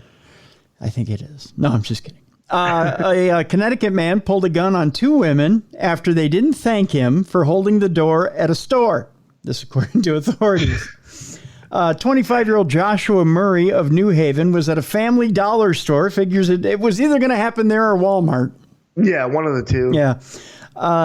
In Hamden on Saturday afternoon when he became incensed over the impolite act. And they say chivalry's dead. Well, it could have been. 2 women could have been shot over it. A witness reported that the suspect was upset that the 2 women did not say thank you to him for holding a door open for them, cops said. Murray allegedly whipped out a pistol during the encounter, then fled. He was picked up by officers nearby, according to authorities. The suspect was charged with carrying an illegal gun, breaching the peace, and interfering with a cop. He was held on $25,000 bail. Bruiser, prepare for picture number 2 of So You're Wound a Little Too Tightly. He had calmed down by this point. He still looks angry. He does, doesn't he? He just looks like he's pissed off. Now, I want to know, did he say thank you to the police when they opened the back of their cruiser to put him in? He should have. Yeah, they're being polite. When they tell you to watch your head and everything. When they opened the door to let him in, they should have just said thank you. Yeah. Yeah. Why do they? We say this every week. Why do they go straight to the gun? Like I said, my friend would just give the people dirty looks and yell "thank you" as loud as he can. Right. Yeah. And it usually gets the jobs done because people, oh, sorry, thank you. You know, they realize their mistake. Right. I don't know, Bruiser. I have no idea. No idea. I like how it was an illegal gun too. He didn't have a permit. Like, hey, I got this gun. Why not use it? I was gonna rob this joint, but you 2 came in and didn't say thank you, so you're gonna get it. I call this the doorman. Because either way, it gets the door open. The next 2 stories are from the I Believe I Can Fly file. Oh, okay. You ready for this? There's going to be drugs involved in one of these. You know it. Well, I just think these people believe they could fly. A suspect leaps 6 stories from a Buckhead parking deck in a failed attempt to escape officers. Parkour. Yikes. A suspect is in the hospital after police say he jumped 6 stories off a parking deck at a Buckhead apartment complex to escape arrest. Atlanta police say 3 men were breaking into cars in the parking deck at the Icon Buckhead Apartments on Peachtree Road around 2:45 a.m. As the trio of suspects were continuing to break into cars, officers arrived and began chasing them. Investigators say one of the men was arrested and another suspect leapt from the parking deck before being arrested. The injured suspect was taken to Grady Memorial Hospital. His current condition right now is unknown. The third suspect was attempting to drive away from the scene, but crashed into an APD patrol vehicle. Police have not confirmed if he was able to get away from the scene or if he has also been arrested or just flew away. One of the other. He just took off. Yeah. It's unclear how many cars were broken into before police arrived. None of the suspects' identities have been released. So there you go. If you ever need to get away from police and you've got 6 stories between you and the police, just take a shot at it. Hey, A for effort, right? That's right. I'm curious what he's jumping to. Like, there has to be something where he's like, I can make this. I can totally make this. Somebody's seen one too many Die Hard movies.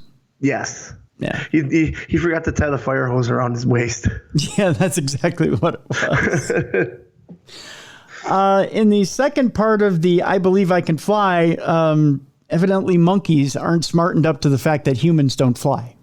Oh, no. Monkeys. No. Monkey see, monkey do. Yeah. Monkeys in India tossed a boy off a 3rd-story rooftop and killed him. That's because they were roughing him up for money. He wouldn't give them the information they wanted, so they tossed him. Yeah. A troop of wild monkeys in India stole a baby from his father and tossed the boy from a 3rd-story rooftop, killing him instantly. Wow. What dick monkeys. I know, Dick Monkeys. That's the name of my new band, by the way. Album drops on Tuesday. It does. The infant's father, 25-year-old Nirdesh Upadhyay, and his wife were on the rooftop with their 4-month-old son. Why are they on the rooftop? Yeah. Why are you on a roof? Evidently to show their 4-month-old son Friday the sights. And I think they were trying to reenact the Lion King. Probably. Hold them up. Yeah, they were in Bar Riley when several monkeys attacked them out of nowhere, evidently. This according to DNA India. Upadhyay's wife managed to escape the unhinged monkeys, but the troop cornered him.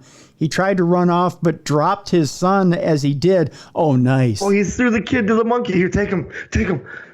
Jesus. Let me go. Take him. Leaving one of the animals to scoop up the boy and toss him off the roof. Oh, jeez. An investigation into the deadly incident is reportedly underway. The boy died instantly. The enraged monkeys also attacked other relatives in addition to the boy's father when they responded to the roof. The dead boy is survived by his parents and one sibling. The family had been prepping for the child's naming ceremony when the fatal attack occurred. The boy's death comes just a month after a gang of monkeys snatched a 1-month-old baby from his breastfeeding mother in Tanzania on June 18th. The boy, identified as Luhaiba, was eventually freed but died from his injuries at a hospital. Police in Tanzania said similar incidents are not uncommon in isolated villages, such as Mwangongo, I believe, which is near Gombe National Park. Well, we figured out how they're getting the kids to work in that auto factory. Monkeys are stealing them. I guess, and then throwing them into an assembly line. Yep. Yikes. Interesting. I used to want a pet monkey. Now I don't. I still kind of do, but like a smaller monkey that I can take over. You know? Well, how big were these? Like, I guess he said there's a gang of monkeys, so that's why he couldn't fight back. Right. Yeah, it's a gang of monkeys. So, yeah, if it's one-on-one, I can take a monkey. Yeah, you got to get a smaller monkey, like no bigger than the size of your fist. Yeah. So because then if he tries to throw you, you just grab him and throw him. Yeah, so you can hit him real quick. Yeah, they'll land on their feet. They're like cats. I got it planned out, you know. Yeah. Yeah, that type of deal. That's how it goes. I know people. No monkeys were hurt in the recording of this podcast. Right, exactly. You know, we want to make it clear that we're not pro abusing monkeys. You don't want to shock the monkey. You don't want to hurt the monkey. You know, we're just saying that we don't want our face torn off by a chimpanzee. And we don't want children killed by monkeys. Right, exactly. We want to be on an equal monkey footing. Yes. Yeah. So, you know, that's just kind of how things go.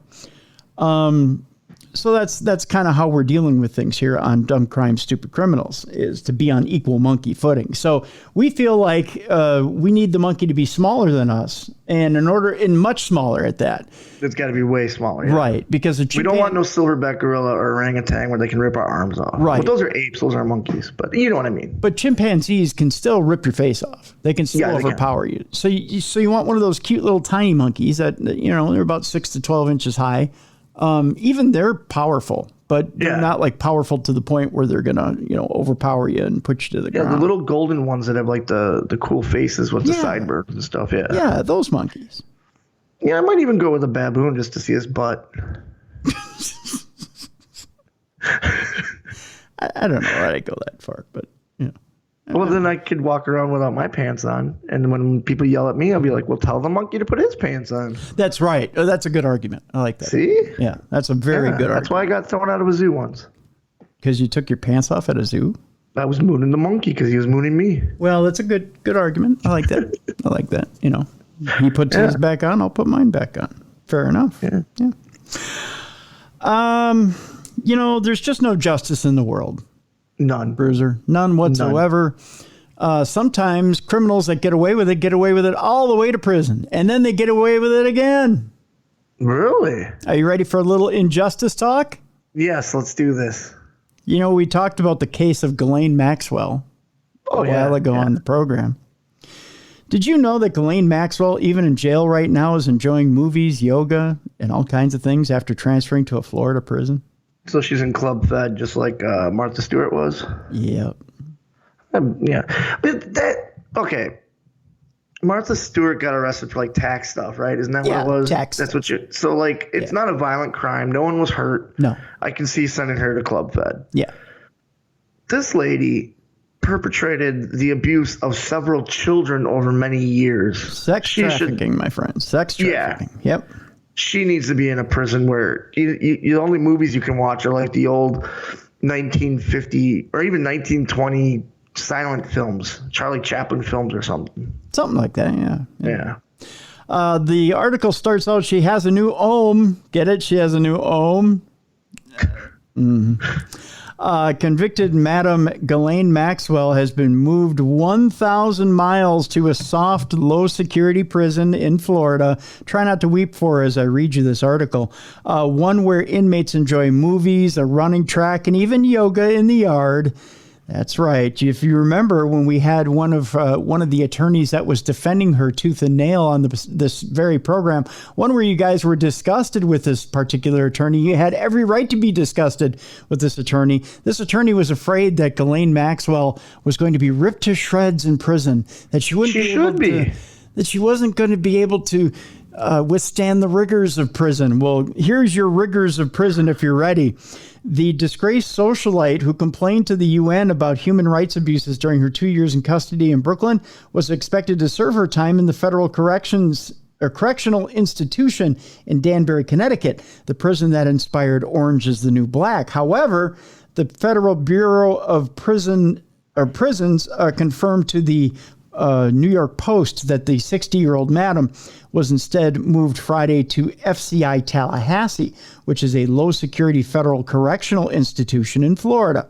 Her release is currently set for July 17th of 2037, which is a few months before she turns 76. The transfer is surprising given that the sentencing that Judge Allison Nathan given her had been the one to request Maxwell be sent to FCI Danbury, just 55 miles north of the city.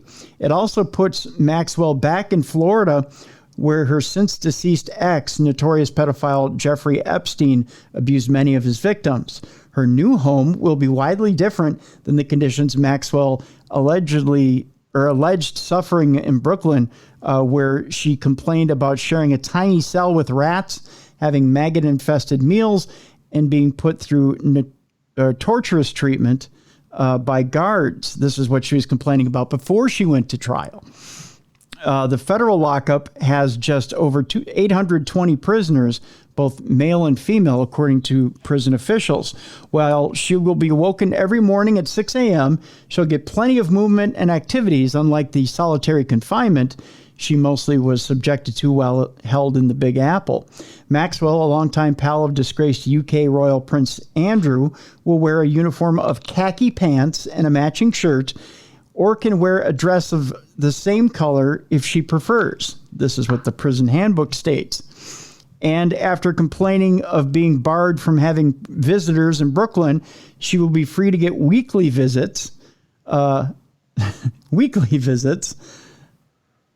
on here. With up to 4 adults and 8 kids at any one time. Why are they letting kids by her? This makes me mad. She was harming children. She was getting children lined up, and these children are victims. And she gets off. Like, yeah, she got sentenced, but like, I'm sorry, you go to prison. Okay, cool, you're in a cell. You know, your cell's not big enough. Don't break the law. You don't like the food you're getting? Don't break the law. You don't traffic kids. The handbook notes programs of occupational training with apprenticeships and courses in horticulture and even cosmetology. Well, she's in there. The site also has a wide supply of recreation, leisure, and social programs to help develop an individual wellness concept for inmates. Well, this is so special for her. Programs include indoor and outdoor activities and range from individualized arts and crafts programs to intramural team sports such as softball, basketball, and volleyball. The handbook. Is there anyone we can write to so that way we can get her not transferred? I suppose it would only matter in the state she was prosecuted in. I'm not sure. I don't know. Like, we should start like a big letter writing campaign, email campaign. Maybe you could do something on change.org. I don't know. Maybe something's got to be out there because this is just wrong. Popular activities also include frisbee, flag football, Pilates, and yoga, according to the Zukas Consulting Group, which advises people entering prisons. The yoga is likely of particular interest for the madam who has helped teach the ancient art before. Indoors, inmates can participate in various recreation activities, the consultancy said, noting talent shows and movies as well as art classes. I'm so glad she'll be cultured when she's on the inside.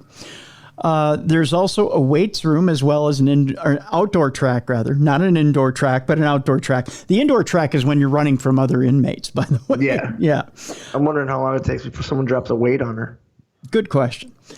Physical fitness and weight reduction programs are also important activities for inmates and contribute to mental health, good interpersonal relationships, and stress reduction, the prison handbook stresses.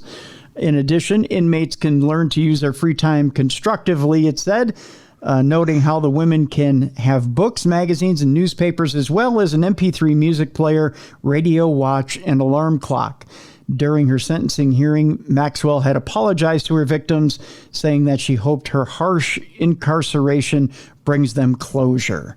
Yes, her harsh incarceration. Yeah, it was before she got the harsh enclosure and then got transferred to Club Fed. Yeah. While acknowledging the pain they experienced, she put full blame on her ex, Epstein, calling him a manipulative, cunning, and controlling man who lived a profoundly compartmentalized life and fooled all of those in his orbit. It is the greatest regret of my life that I ever met Jeffrey Epstein, Maxwell said. The Bureau of Prisons confirmed that Maxwell was moved on Friday. However, a spokesperson said, for privacy, safety, and security reasons, we do not discuss any individual inmate's condition of confinement to include designation decisions or reasons for transfer. She's a pretty high-profile prisoner. You know someone in there is going to do something. Like there's a reason that people that do sex crimes and stuff like that are put in certain areas of a prison. It's to protect them. You know, and she did one of the worst. She was trafficking children.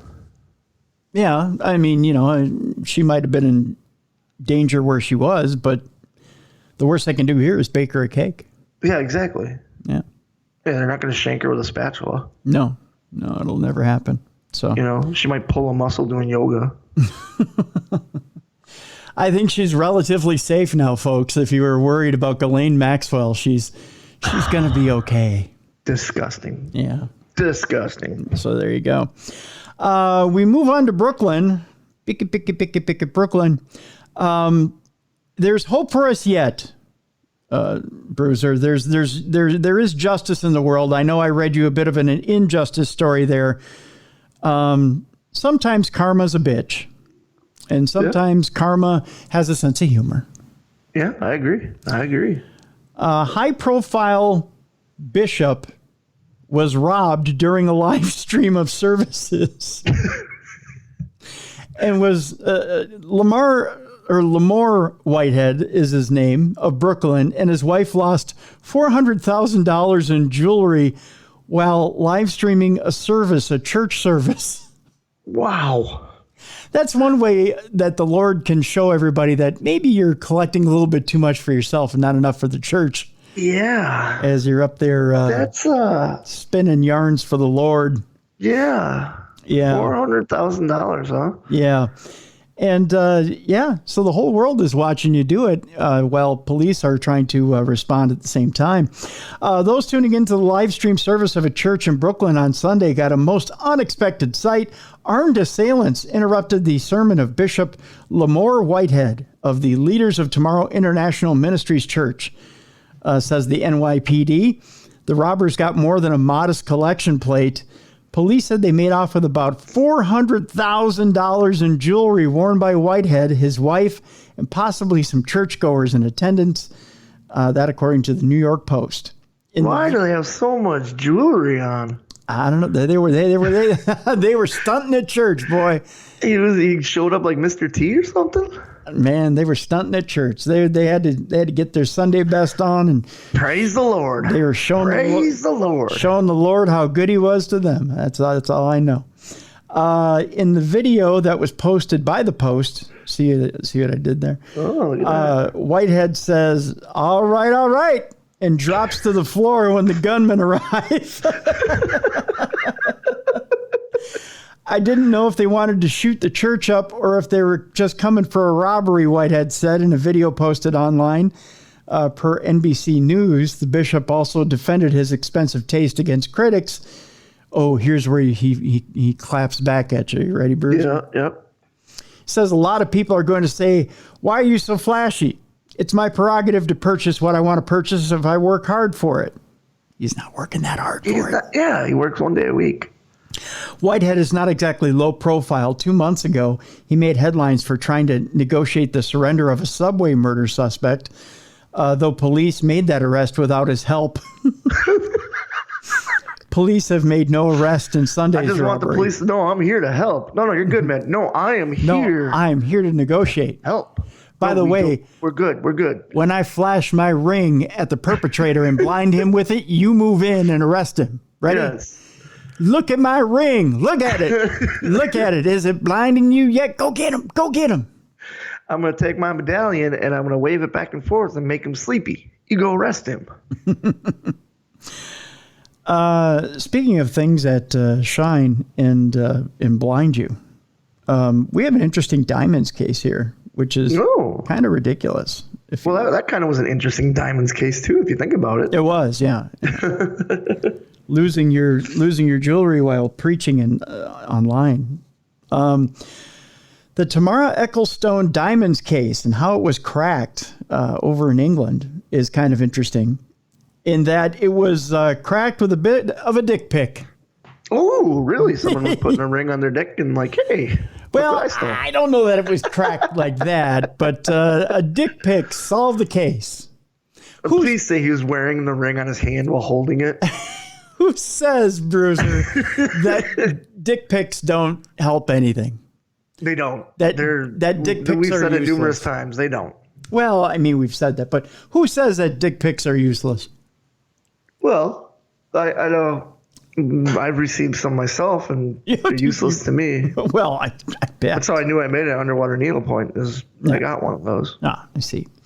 One wet afternoon, and we're not talking about after seeing the dick pic. In January of 2020, it says Det Con, that must be his title, Thomas Grimshaw walked into a budget hotel off a nondescript street in southeast London with a hunch that it might help him crack a major case. Det Con Grimshaw, I got to be careful. Detective Constable is what Det Con stands for. I want to shorten that up, though, because I only got so many words in me. Det Con. Well, just making sure that you know. Detective Constable. Det Con. Det Con Grimshaw, it's hard to say, really, asked the receptionist about guests who had stayed there in mid-December. She told him about a group she remembered vividly. One of them had sent her colleague inappropriate messages on the hotel's out-of-hours iPhone, including a dick pic. They saved his number as Weirdo. I'm going to, hey guys, watch this. I'm going to totally hit on the concierge. Watch. Click. Yeah, she's so mine now. She's going to love me. It was the breakthrough that Det Con Grimshaw was looking for. Finding that phone number helped police identify their first suspect in the biggest domestic burglary in English legal history. Wow. Yeah. It was less than 2 weeks to Christmas 2019 when Tamara Ecclestone, her husband Jay Rutland, and daughter Sophia jetted off to Lapland. The daughter of former Formula One Supremo Bernie Ecclestone had posted a picture before her departure on Instagram. The night, a gang of thieves that would make off from her home in West London's Kensington Palace Gardens, dubbed Billionaires Row, with more than £25 million worth of cash and jewelry, including diamonds and watches. A security guard at the property discovered 3 unmasked intruders just after 11 o'clock that evening. They were inside Ecclestone's dressing room, known as the Vault. Its 6-inch reinforced steel door was not locked. So who stole Tamara Ecclestone's diamonds? Well, who's really behind that Britain's biggest ever burglary? The police, the victims, and even the suspects talk for the first time about the 26 million pound series of raids on celebrity homes. The intruders fled past him, scattering tinsel and Christmas decorations in their wake. One threw a fire extinguisher as they escaped through a small window with their multi-million pound haul. The investigation was named Operation Oakland by specialist flying squad detectives. At first, they didn't have much to go on. 2 burner phones and a screwdriver were found in one of the mansion's rooms. There was also grainy CCTV footage of the burglars strolling across Ecclestone's back garden before the raid, and then afterwards sprinting behind one of the property's more distinctive features, the world's largest Wendy house, which, according to Hello magazine, cost £10,000. Nearby CCTV picked up 3 figures getting into a black taxi cab on Kensington Church Road. Detectives set to work tracking down every black cab that had operated within a mile radius that night. They identified a possible 1,006 of them. Then they began calling cabbies to ask if they remembered picking up 3 Eastern European men. One cab driver, Terry, told officers that he remembered one of the men had banged on his door before bursting into the cab. Terry had taken all 3 to the back of the Hilton Hotel on Park Lane, charging them £16.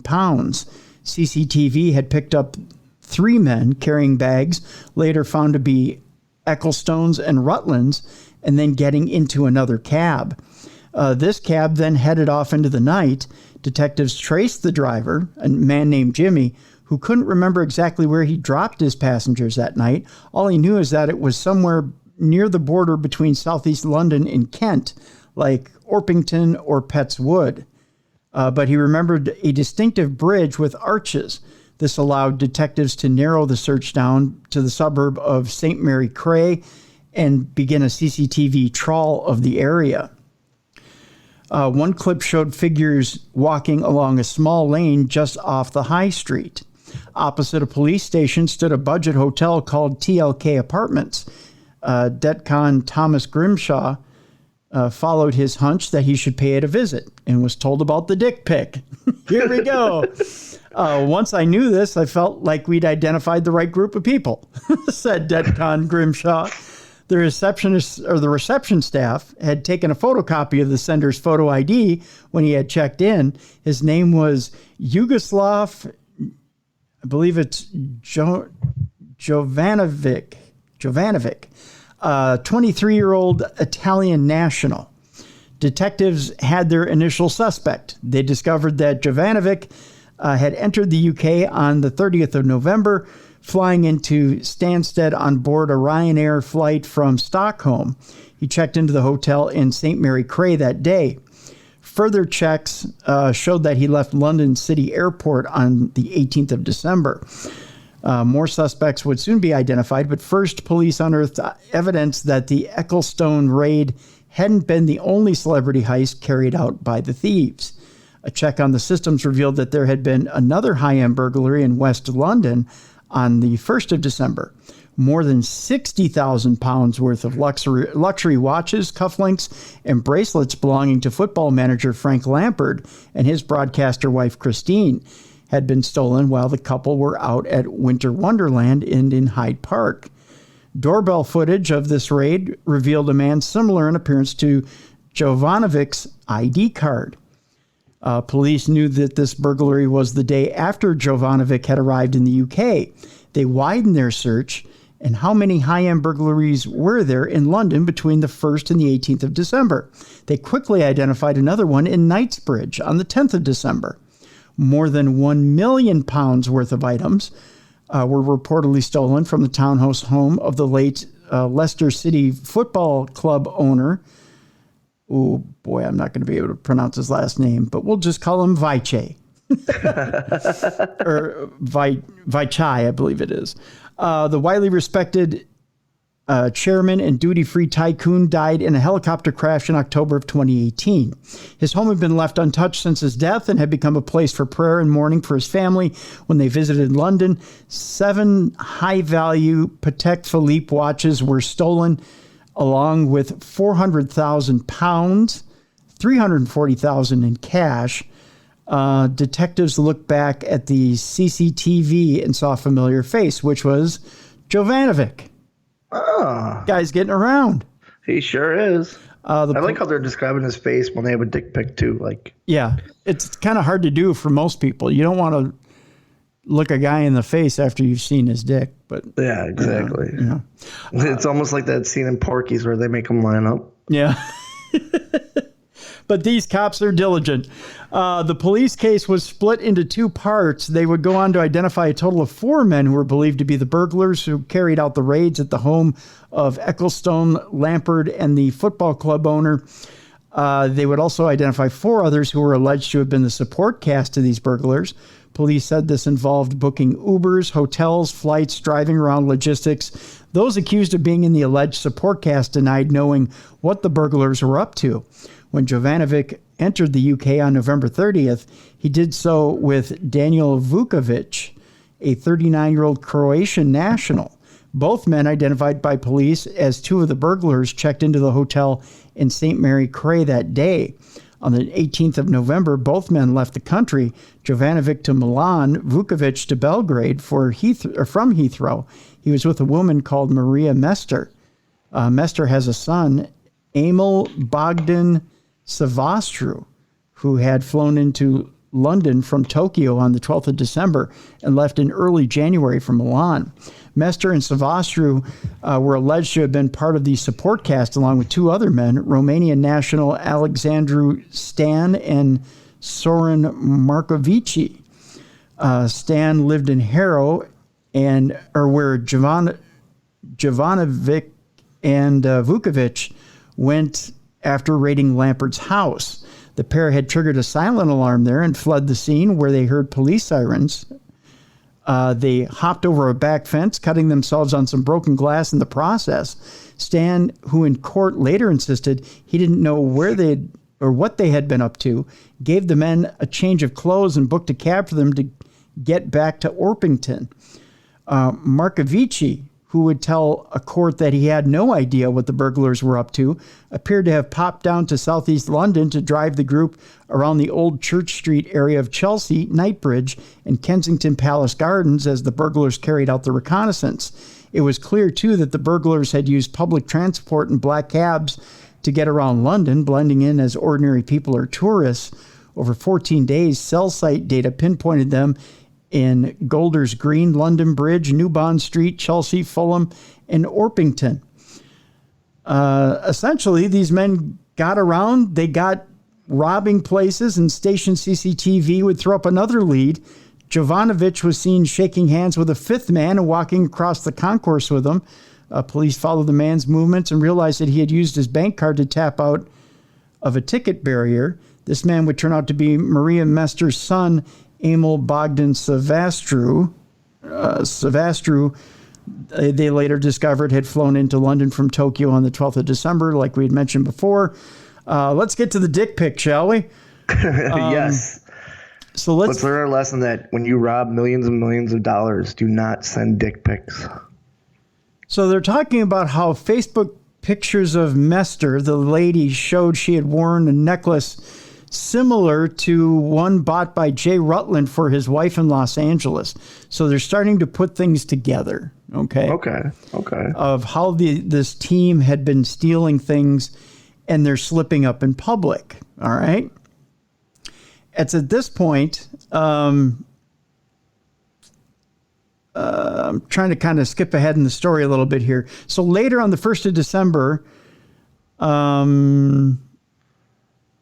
let's see here. Okay, so Stan had told the court that he had been asked by a friend to help out some Italians who were new to London who needed help with a car and getting around. He had met them for coffee and exchanged numbers. Later on the 1st of December, he had received a call asking for his address on the night the Lampards were burgled. Jovanovic and Vukovic had arrived at his home, though he insisted he hadn't known what they had been up to. One of them was cut and told Stan that they didn't want their wives to see that they had been fighting, so he gave them the clothes. This was their alibi, and booked them an Uber back to St. Mary Cray. Everything, all the evidence against me shows that I couldn't be involved. Couldn't, Stan told the BBC. So that was their alibi. So let's see here. So they were found, it says here, however, in January 2021, the four were found not guilty of conspiracy to burgle. So they went through a court proceeding. They were found not guilty on conspiracy to burgle. Okay. But that wasn't the end of the story. Out of the blue, Stan, who had lived in Harrow, contacted the BBC to share his story. He told reporters he was now homeless and had lost everything. During the Beast from the East winter storms of 2021, he had ended up staying inside Markovici's car. He said, I lost everything, my home, my job. He said, my whole life was flipped upside down. The police took Meester and her son, Savastru, to court on other matters. Meester was convicted of failing to let police into her phone, while Savastru was convicted on an unrelated charge of possessing counterfeit banknotes. And eventually detectives were able to bring back 3 of the burglars who had fled abroad. Donati and Maltese were arrested in Milan and later extradited in autumn of 2020. Jovanovic was arrested on the Italian coast of Santa Marinella, just outside Rome in October of 2020. He fought extradition hard, but was later deported to the UK in April of 2021. All 3 pled guilty to conspiracy to burgle and were jailed in November of 2021 under a heavy police escort from Belmarsh. Police in Italy told the BBC the gang had lived in North Milan in a Roma camp, but there's one man still on the run, thought to be the mastermind behind the burglaries. His true identity remains a mystery. During court hearings in West London, he was referred to as Daniel Vukovic, a 39-year-old Croatian national, the man whose flight record showed he was with Jovanovic aboard the Ryanair flight from Stockholm to Stansted, and who left with Meester on the flight bound for Belgrade. In November of 2021, a BBC investigation found that he was known to Italian authorities under 17 more identities. Oh, wow. The guy has more names than you could possibly imagine. So I'm trying to skip to where he gets caught here. Okay, so the BBC found another identity, found another 2 identities. So the BBC found a 19th identity. According to the Serbian government-issued ID, his latest alias is Lubomir Romanov, with a business in central Belgrade and a property in the nearby town of Obrenovic. Attempts have been made to extradite him, but these have been refused by the Serbian authorities. The UK investigation into the burglaries continues, but the remaining suspect remains in effect a free man in Serbia. As for the stolen jewelry, detectives insist the watches, necklaces, earrings, and rings have not been melted down. They maintain that one day the diamonds will surface. For now, they're out there somewhere. Oh, so guess what? I guess a dick pic doesn't get you caught. No, you can take a dick pic all you want. It just gets you identified. Yeah, they just say, hey, that guy, we know him. He's a weirdo. He sent us a dick pic. Well, do you have his ID on file? We sure do. Here you go. As DETCON Andrew Payne, who worked on Operation Oakland, says, it is buried treasure. But it's buried treasure with a weird pic attached to it. So there you go. I don't know what the moral of that story is, other than if you're going to send dick pics. Well, or if you're going to send a dick pic, at least rob somebody. So in that way, you can distract them with the dick pic. And yes. The moral of the story is at least get something out of it, I guess. Yeah, exactly. Yeah, exactly. Yeah, do a major crime, then send a dick pic and throw them off with the dick pic, so that you, I don't know, so that you get something out of it. Yeah, I guess Yeah. So moral of the story is when you rob millions and millions of dollars, take a dick pic, and they'll buy you time to flee. Yeah, something like that. 3 stories left in Dumb Crime, Stupid Criminals. I think I've confused myself. Hey, Florida man, meet Florida sheriff. Okay. Yeah, a few guys with badges are going viral as some of the dumb criminals they deal with. No one really thinks about the police. Like we report about the dumb criminal, the stupid criminal from Florida, but we should pay homage to the cops that have to deal with them. I think the Sunshine State is just kind of getting their props here. I think and I think some of the cops are getting their props here too. When a naked man in southwestern Florida recently raised a ruckus outside his house and threatened a deputy with a kitchen knife, the SWAT team swooped in and apprehended him. Soon afterwards, the Lee County Sheriff Carmine Marcino stood on the man's driveway in combat gear for a news conference while the suspect went to the jailhouse that the sheriff likes to call the Marcino Motel. He's an oxygen stealer and a scumbag, and I'm glad that he's out of here, Marcino told reporters. That's an amazing description. He's an oxygen stealer and a scumbag. Yep.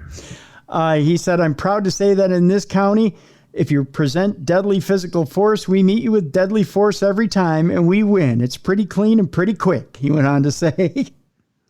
The Sunshine State has become internationally notorious for the oddball miscreants who populate its police blotter and local news reports, known collectively as Florida Man. There are murders and mayhem like any place else. And then there are the only in Florida incidents like the man charged with assault with a deadly weapon for throwing an alligator through a Wendy's drive-through window in Palm Beach County in 2015. I remember reporting that one. But an equally eccentric cast of hard-boiled sheriffs make a career of going after these guys. Florida Man meet Florida Sheriff.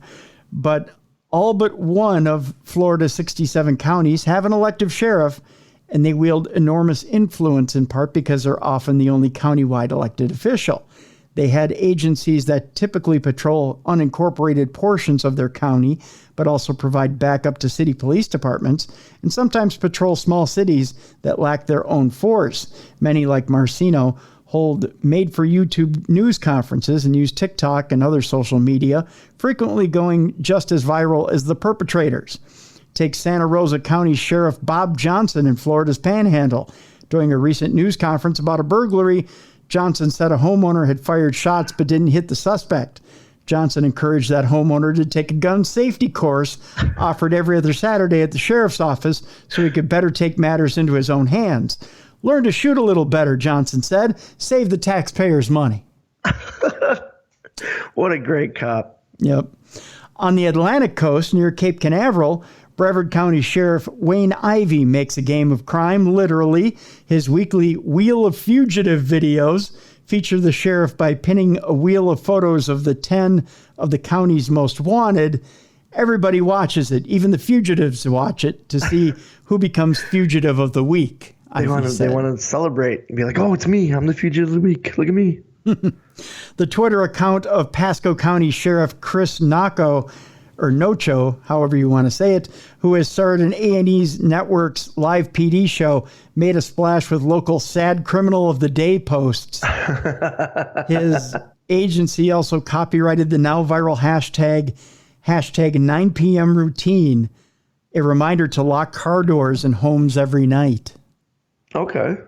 That's not a bad idea. No, it's not. Polk County Sheriff Grady Judd, who constantly targets gangs, drug dealers, and prostitution rings in his folksy southern drawl, has been a frequent hit on TV since he was first elected. With no party affiliation in 2005, Judd says of school shooters, "We're going to shoot you graveyard dead." There's a different kind of dead? I guess so. He also has praised homeowners for firing on intruders, including one last December. He gave him an early Christmas present. Only Santa Claus gets to come in your house. That's tough, man. These guys are cool. They know they're dealing with idiots. That's why they're this way. That's right. Judd often refers to the Polk County Jail as the Poke Pokey.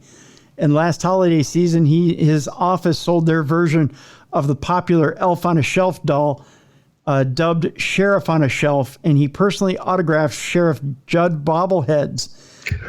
One of Judd's latest targets was not exactly the crime of the century, but Judd had plenty to say about a woman accused of assaulting workers at a McDonald's because her order was wrong. "She's a pretty lady," he went on to say, "but she was McMad."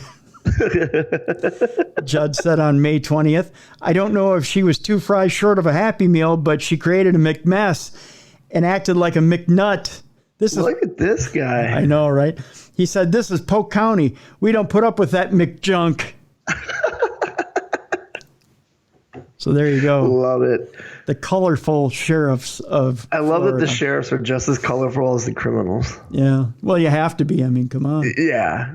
You have to have a sense of humor dealing with the alligators through drive-through windows and naked men with kitchen knives. Yeah. No, you gotta have some spunk. That's for sure. 2 more stories here, Bruiser. The first one, never an excuse. You know, if you want to get together with your congressman, if you have suggestions, if you have a concern, if you want to change the way things are in your community, you probably want to pull them aside and have a good talk with them, right? Yeah. You want to get your point across. You never want to load up on a few younglings and pull them aside literally and get into a physical altercation. Never the way to do it. No, that you won't get your way then. Right. They just chalk you up to being a drunk idiot. That's right. And they'll probably hit you up with a federal assault charge as well. Yeah, it never goes well. Listen here, you congressman. this bill you passed. A bill? I saw that on that show. Yeah, and then you're down and then you're dead. That's it. You passed out. And then some sheriff has you in the pokey. Well, it turns out that a congressman's alleged attacker says, I was drunk. There's a shock. David Jacobonis, I believe his name is. Do you think that defense would get him off? Like, I was drunk. No. Oh, well, by all means, go ahead. Sorry. We didn't mean to interrupt. No, that's probably going to make it worse for him. David Jacobonis is held on federal assault charge after an altercation with Representative Lee Zeldin.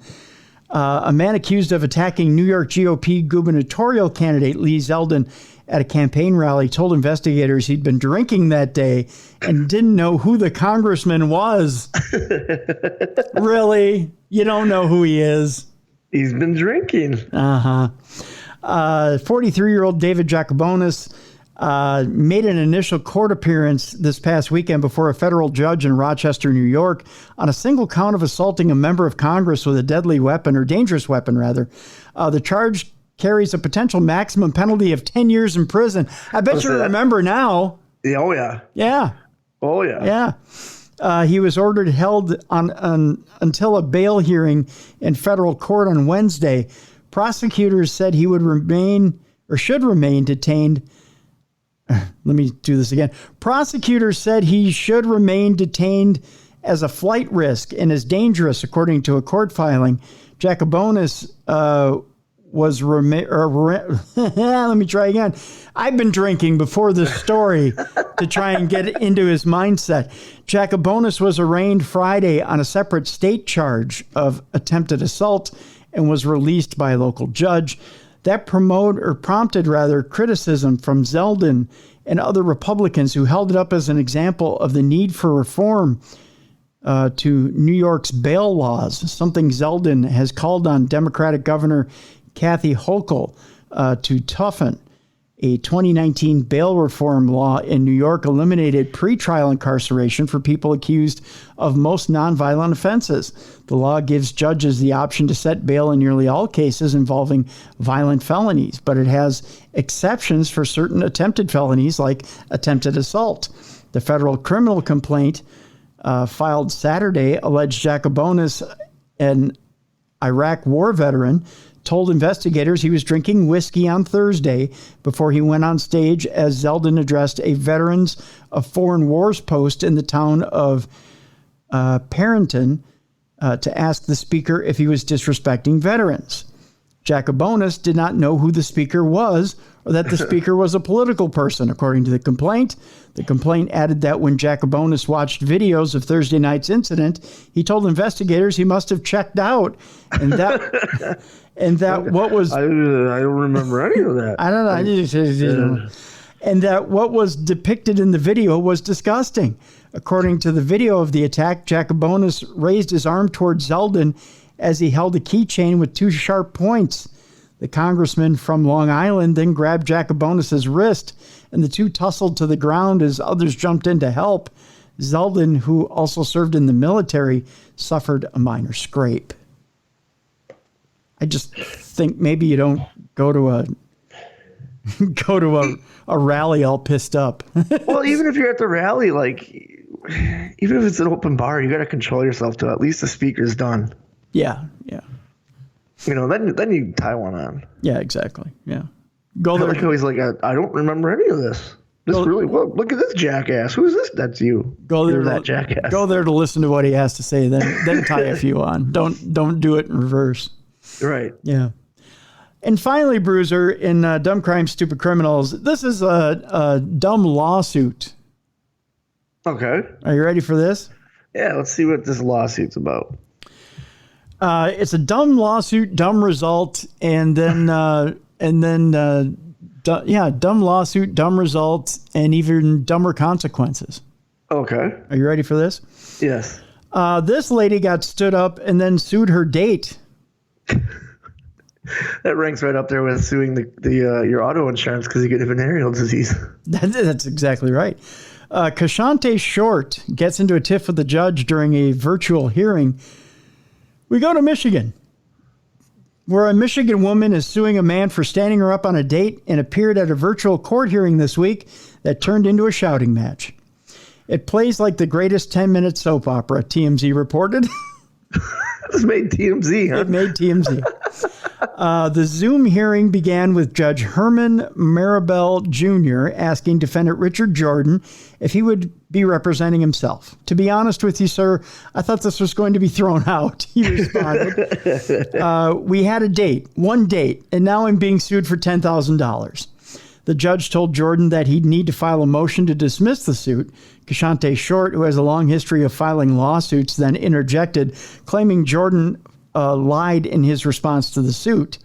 If he responds and his response is a lie, it is perjury, then my documents would prove it's a lie, yelled Short, who sued Jordan for intentional infliction of emotional distress, noting the date had occurred on her late mother's birthday. No. How is he supposed to know that? I don't know. I'm so glad I'm married. You don't have to deal with this now. Right? No, Maribel replied before asking if Short knew what perjury means. He also told her she should have filed the case in a circuit court, not 67th District Court of Genesee County. He tried to explain that perjury requires a false statement made under oath, but Short kept talking. Bottom line is, you said that it was a criminal offense, so I will send this to circuit court, she said. Are we done here? Maribel said. No, I don't see anything in the complaint that says he made some false statement under oath, he said. Short, who TMZ reports looked to be conducting her business inside an airport for all to hear, continued shouting, "Do not do that. Do not insult my intelligence, as if I don't understand what perjury means," she said. She again claimed the judge had determined the case was criminal, while he denied he had made any such statement. Unable to get her to stop talking, Maribel ordered her mic to be muted. He again stated that circuit court had jurisdiction over the case and ultimately made the required transfer. USA Today notes Short should have had a thorough handle on the court system by now, considering she's filed at least a dozen suits in both court jurisdictions over the past 2 decades. AKA, don't date her. Yeah, so fellas in Michigan, if a little lady by the name of Kashante Short says, "Hey, you look interesting," unless turn around and walk away. Unless you're a barrister, I would not date her. Yep, exactly. And figure out a legal way to turn around and walk away. Yeah, exactly.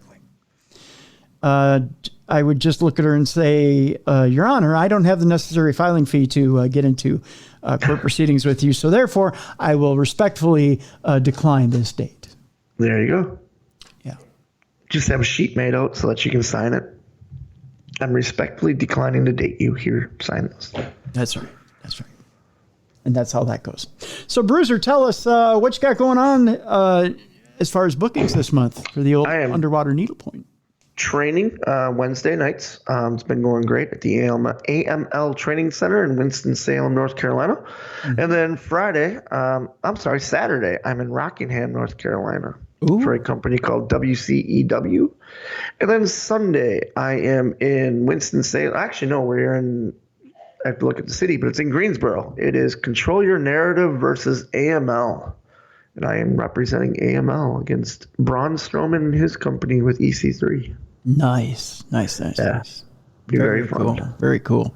And we'll have a link in the description of this show to see where Bruiser is. If you didn't catch all that, if you were tuned out, we're in traffic, looking at birds hitting your windshield, whatever you were doing. If you're avoiding getting sued for standing somebody up. Yep. If you're right now responding to Kashante Short and her request for a date and weren't necessarily paying attention to Bruiser, we'll have a link in the description of this program to tell you where exactly Bruiser's going to be around the nation. So there you go. That's right. And also lots of pictures of Ziggy Starpup and Bruiser the cat. That's right. There's that as well. Tomorrow on Darkness Radio, it's Supernatural News and Parashare. By the way, if you have a supernatural experience that you've gone through and you want to share it with our audience and want Bruiser and I to weigh in on it, you can email me, tim@darknessradio.com. Get that into us, and we will read your email on the air and weigh in on it. So that'll do it for today. Thank you so much to our guest, Gus Garcia-Roberts. The book is an interesting one at that, and you're going to want to pick it up. The book is Jimmy the King, Murder, Vice, in the Reign of a Dirty Cop. The book is available right now on Amazon.com, BarnesandNoble.com, and other places. We've got a link in the description of this program right now. Go ahead, get a copy of that book right away. And believe it or not, it is available, I believe, on Kindle. And there is, I believe, some sort of a special on the trial on Kindle. So go ahead and look into that right now if you've got Kindle or interested in trying Kindle. So that'll do it for Beer City Bruiser. I'm Tim Dennis. Thank you so much for tuning in. We'll see you tomorrow right here on Darkness Radio. And thank you very much for joining us today on this episode of True Crime Tuesday.